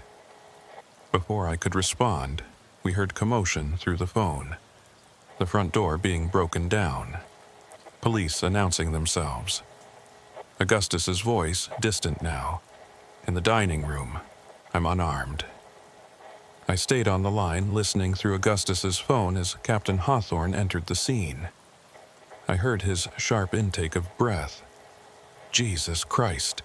Dispatch, we need medical immediately. Female victim, multiple stab wounds, but something's wrong here. What do you mean? I asked. The blood, it's black, thick like tar, and the smell. Through the phone, I could hear Augustus speaking to the officers. Look at her teeth. Look at them closely. Count them. A pause, then Hawthorne's voice, shaky. Dispatch, how many teeth should a human have? 32, including wisdom teeth, I responded. She has 48, 3 rows, and they're sharp, all of them. Catherine and I exchanged glances. This had to be a Halloween prank, an elaborate hoax. But Hawthorne was a 20-year veteran. He didn't shake easily. There's more, Augustus said, his voice carrying through the phone. Check her hands, under the gloves she always wore. More rustling, then an officer's voice. Captain, you need to see this. Her fingers, there are too many joints, and the nails, they're more like claws. Get him out of here, Hawthorne ordered. Secure the scene. Nobody touches anything else until forensics arrives. As they led Augustus away, he asked to speak to me one more time. Hawthorne held the phone to his ear. Dispatcher Crowthorne, Augustus said, knowing my name, though I'd never given it. Check the missing persons reports from 3 years ago, November 15th through 20th. Look for women who disappeared near Riverside. Similar height and build to Cordelia. Why? Because it needed a template. It needed to study someone before it could become them. And check my basement. Behind the water heater, I kept evidence. 3 years of evidence. The line went dead as they took him into custody. Catherine was already pulling up the missing persons reports. 3 years ago, November 17th, Miranda Ashworth, age 49, disappeared while jogging near Riverside. Same height, same build, same hair color as Cordelia Fairchild. Never found. "This can't be real," Catherine whispered. But the forensics reports that came in over the next hour suggested otherwise. The body in the Fairchild dining room was humanoid, but not human. The bone structure was wrong. The organs were in the wrong places. The blood contained no recognizable DNA. In Augustus's basement, they found his evidence. Hundreds of photographs documenting subtle changes in Cordelia over 3 years. The gradual lengthening of her fingers. The way her eyes reflected light like a cat's. The times he'd caught her eating raw meat in the middle of the night. And journals. Detailed journals of every inconsistency. Every impossible thing she knew or didn't know. The final entry, dated that morning. She's getting sloppy. Forgetting to hide what she is. Yesterday, I saw her unhinge her jaw to swallow a whole chicken. She didn't know I was watching. Tonight, I confront her. If you're reading this, I'm either dead or arrested. Check the cemetery, Cordelia's grave. I think it's empty. They checked. The grave was empty. Had been for 3 years. Dr. Patricia Wynn from the medical examiner's office called me directly at 3 a.m. "Eulalia, I've been doing this for 20 years. I've never seen anything like this. This isn't a human body. It's something trying to be a human body and failing." "What do you mean?" "It's like someone drew a human from memory but got the details wrong. Everything's there, but nothing's quite right. And it's dissolving, fast. By morning, there might be nothing left but black sludge." "What about Augustus?" "Physically, he's fine. Mentally, he's been living with this thing for 3 years. The psychiatrists are having a field day. But here's the thing. Everything he documented checks out. Every single piece of evidence is real." I thought about all the calls I'd taken over the years. All the times someone claimed their loved one wasn't who they appeared to be. We always assumed mental illness, Capgras syndrome, paranoid delusion. But what if sometimes they were right? By morning, the body had indeed dissolved into black sludge, just as Dr. Wynn predicted. The only evidence left were photographs, tissue samples, and the testimony of 17 officers who had seen it. The media was kept completely in the dark. Official story, domestic violence incident, wife deceased, husband in custody. But behind closed doors, panic was spreading through law enforcement.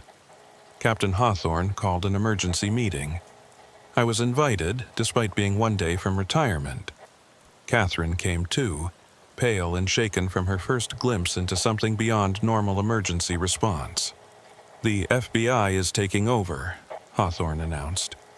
"This is now classified. Everyone who was on scene signs an NDA. No exceptions." Special Agent Bartholomew Cross from the FBI's Unexplained Phenomena Division arrived that afternoon. Yes, that division actually exists, though they prefer to call it anomalous investigations. He was a thin, serious man who looked like he'd seen too much. "This isn't the first time," he said simply. "We've had 7 similar cases in the past 5 years. Spouse or family member claims their loved one has been replaced. Usually ends in violence. Bodies that dissolve. No explanation." "7 cases?" I asked. "Why haven't we heard about this?" "Because panic helps no one. And because we don't understand it yet. But Mr. Fairchild is the first one to document it so thoroughly. He's the first one we can actually interview who isn't completely insane. They brought Augustus in for questioning. He was calm, lucid, almost relieved. I watched through the one-way mirror as Agent Cross interviewed him. "When did you first suspect?" Cross asked. "The night she came home from the accident. She was supposed to be dead. I saw her die, but there she was at our front door, injured but alive. The hospital said I must have been mistaken, that she was thrown from the car and survived. But I knew. Her eyes were wrong, not the color, but the way she looked at me. Like she was studying me, learning how to be a wife. Why didn't you report it then? Would you have believed me? My wife was walking, talking, had all her memories. She knew things only Cordelia would know. She fooled everyone, even me sometimes. There were moments when I almost believed it was really her." "What made you certain?" "The photographs on our mantel. She'd stare at them for hours when she thought I wasn't looking. Not with nostalgia, but like she was memorizing faces, studying how to react to them. And she never dreamed. Real people move in their sleep, make sounds. She just lay there perfectly still, eyes closed, but somehow still watching." "Why kill her last night specifically?" Augustus was quiet for a long moment. "She was pregnant, or said she was. Showed me a pregnancy test yesterday morning, but Cordelia and I couldn't have children. I'm sterile. Have been since cancer treatment 10 years ago. When I confronted her about it, she changed. Her face stayed the same, but something shifted underneath. She said the baby would be special, said it would be the first of many. That's when I knew I had to stop her." The implication sent chills through everyone watching. Cross pulled out files from other cases. Similar pattern in 3 other incidents. Female victim replaced, sudden pregnancy despite medical impossibility, violence erupting shortly after. In one case, the woman gave birth before the husband acted. The baby wasn't human. It didn't survive long, dissolved like the mothers do. I thought about all the missing persons cases over the years. How many were taken to serve as templates? How many were replaced without anyone noticing? "Augustus," Cross continued, "you said you kept more evidence. Things we haven't found yet. Check Cordelia's garden shed, the locked freezer. I've been collecting samples for 3 years. Every time she'd cut herself and heal too quickly. Every time she'd shed something that wasn't quite skin.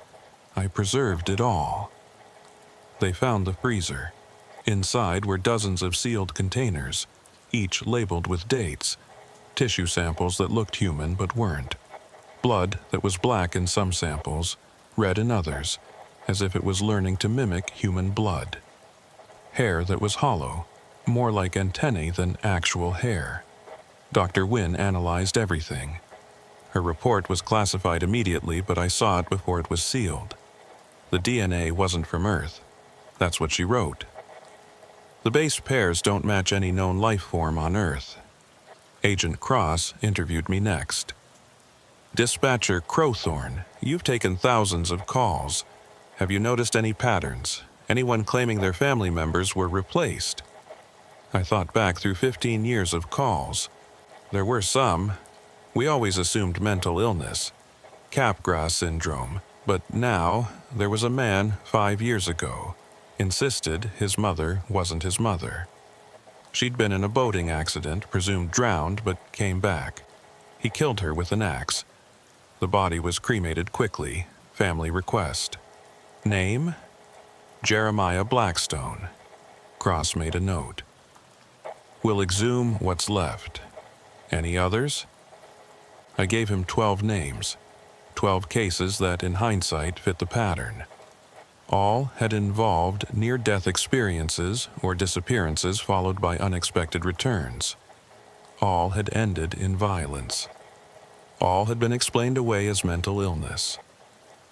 "They're getting better at it," Augustus said during a later interview. "Whatever they are, they're learning.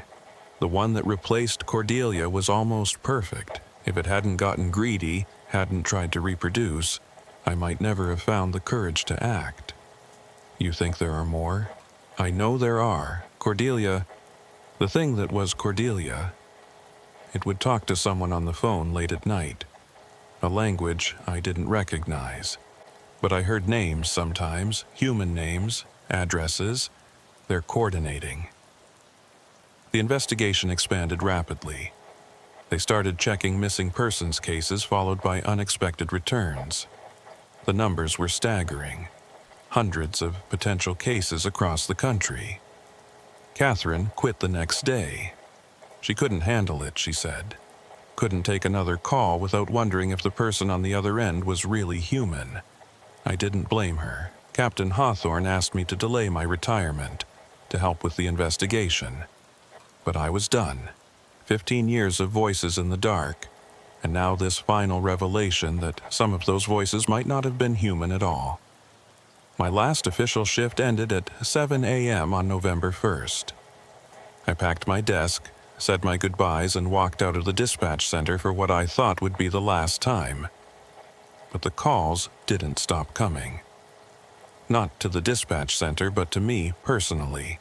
It started 3 days after the Fairchild case. My home phone rang at 3:33 a.m.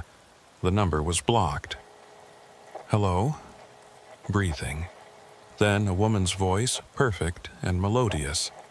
Eulalia Crowthorne, 15 years of service. You've heard so many voices, but have you been listening? Who is this? I was Cordelia Fairchild. I was Miranda Ashworth. I was 17 others before them. We don't have names in your language. We just become. My hand trembled as I reached for the recording device I'd kept from work. What do you want? To thank you. You've helped us understand your kind better. Every call, every crisis, every human emotion transmitted through your networks. We've been listening, learning. You taught us how to be human.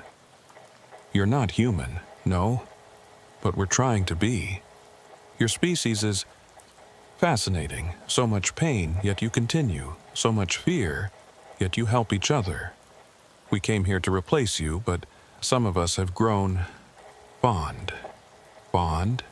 You kill people and take their places. We take the dying, the ones whose threads are already cut. Miranda Ashworth had a brain aneurysm. She would have died that day regardless.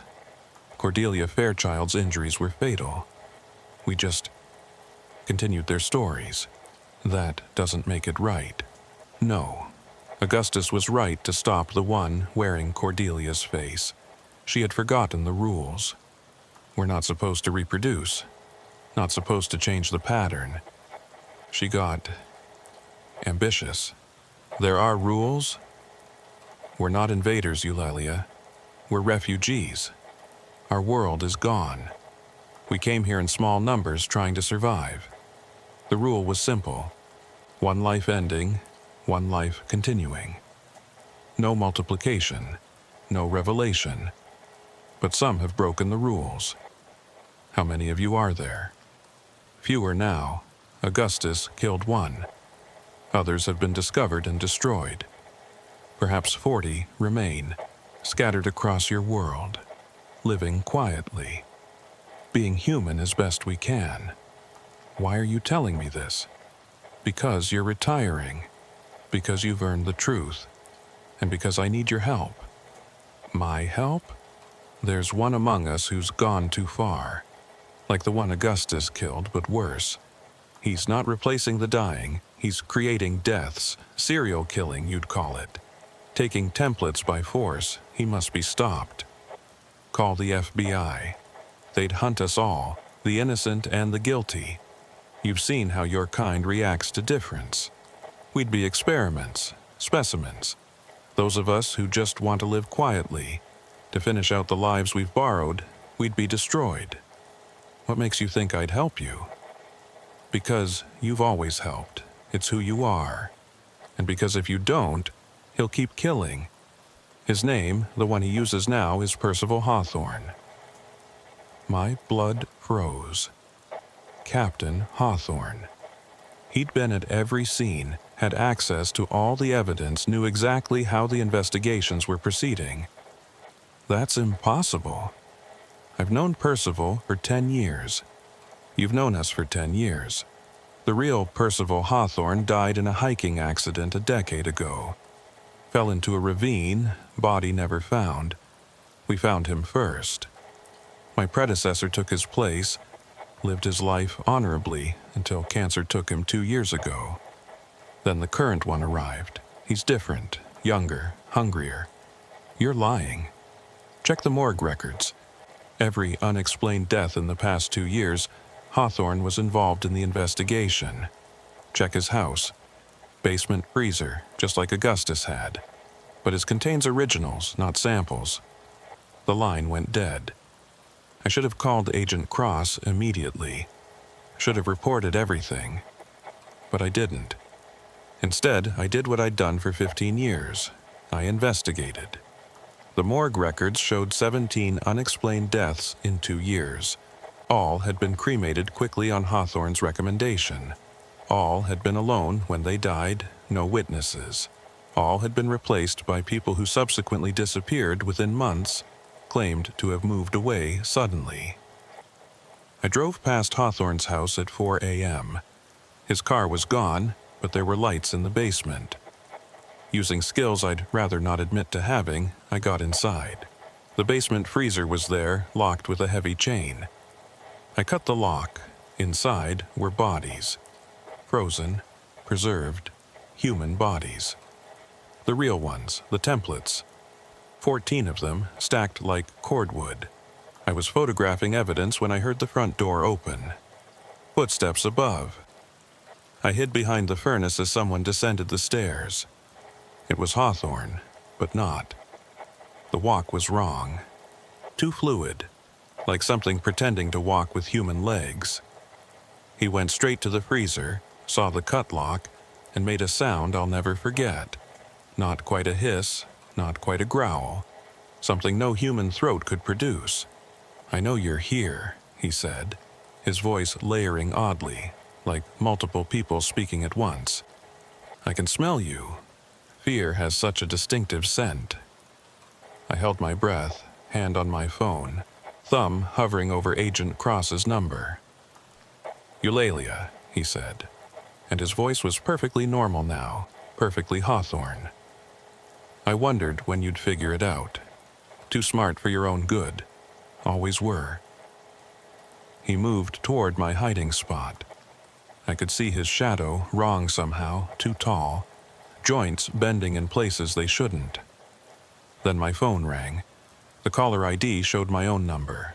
Hawthorne laughed, that inhuman sound again. "Answer it." I did. "Get out, now. Back door, run." The woman's voice from before. The thing that had been Cordelia. I ran. Behind me, I heard Hawthorne changing, bones cracking, something tearing. I didn't look back. I made it to my car, drove straight to the FBI field office. Agent Cross was already there, surrounded by tactical teams. They'd received an anonymous tip, complete with photos of Hawthorne's basement, GPS coordinates, everything. They raided the house at dawn. Hawthorne was gone. The bodies were there. The evidence was overwhelming. A nationwide manhunt began. But how do you find something that can look like anyone? 3 days later, they found Hawthorne's body in the woods. The real one, from 10 years ago. DNA confirmed. Whatever had been wearing his face was still out there. Augustus Fairchild was quietly released. Self-defense, they ruled, though the truth was sealed. He moved away, changed his name. I heard he sends Christmas cards to the FBI now, filled with observations about his neighbors, little inconsistencies he's noticed. They investigate every one. The official story never mentioned the truth. The public never knew. But protocols changed. Missing persons who return are now subject to extensive medical examination. Certain biological markers are checked. markers that humans have but they don't. Agent Cross estimates they've found and neutralized 6 replacements in the past year. But others remain, living quietly, trying to be human. Some, like the one who warned me about Hawthorne, seem benign. Others, we don't know. I never returned to dispatching. How could I? Every voice on the phone could be one of them. Every call for help could be a trap or a warning. The certainty I once had, the ability to assess and respond, was gone. Sometimes, late at night, my phone rings. When I answer, there's silence. Then that melodious voice, "We're still here, still learning, still becoming. Thank you for teaching us." I don't know if it's a threat or a promise. I don't know if they're evolving to be more like us, or if we're slowly being replaced. I don't know how many walk among us, wearing familiar faces, living borrowed lives. All I know is that my 15 years as a dispatcher taught me to recognize the sound of human fear, human pain, human desperation. And now I know that not all voices that cry for help are human. To this day, I don't know if I did the right thing by helping expose them. I don't know if the one that warned me about Hawthorne is still out there, still wearing someone's face. I don't know if Augustus Fairchild is alive or if something else sends those Christmas cards. But I know this: the next time someone claims their loved one isn't who they appear to be, maybe, just maybe, someone should listen. Because sometimes the most terrifying calls aren't the ones asking for help. They're the ones offering it.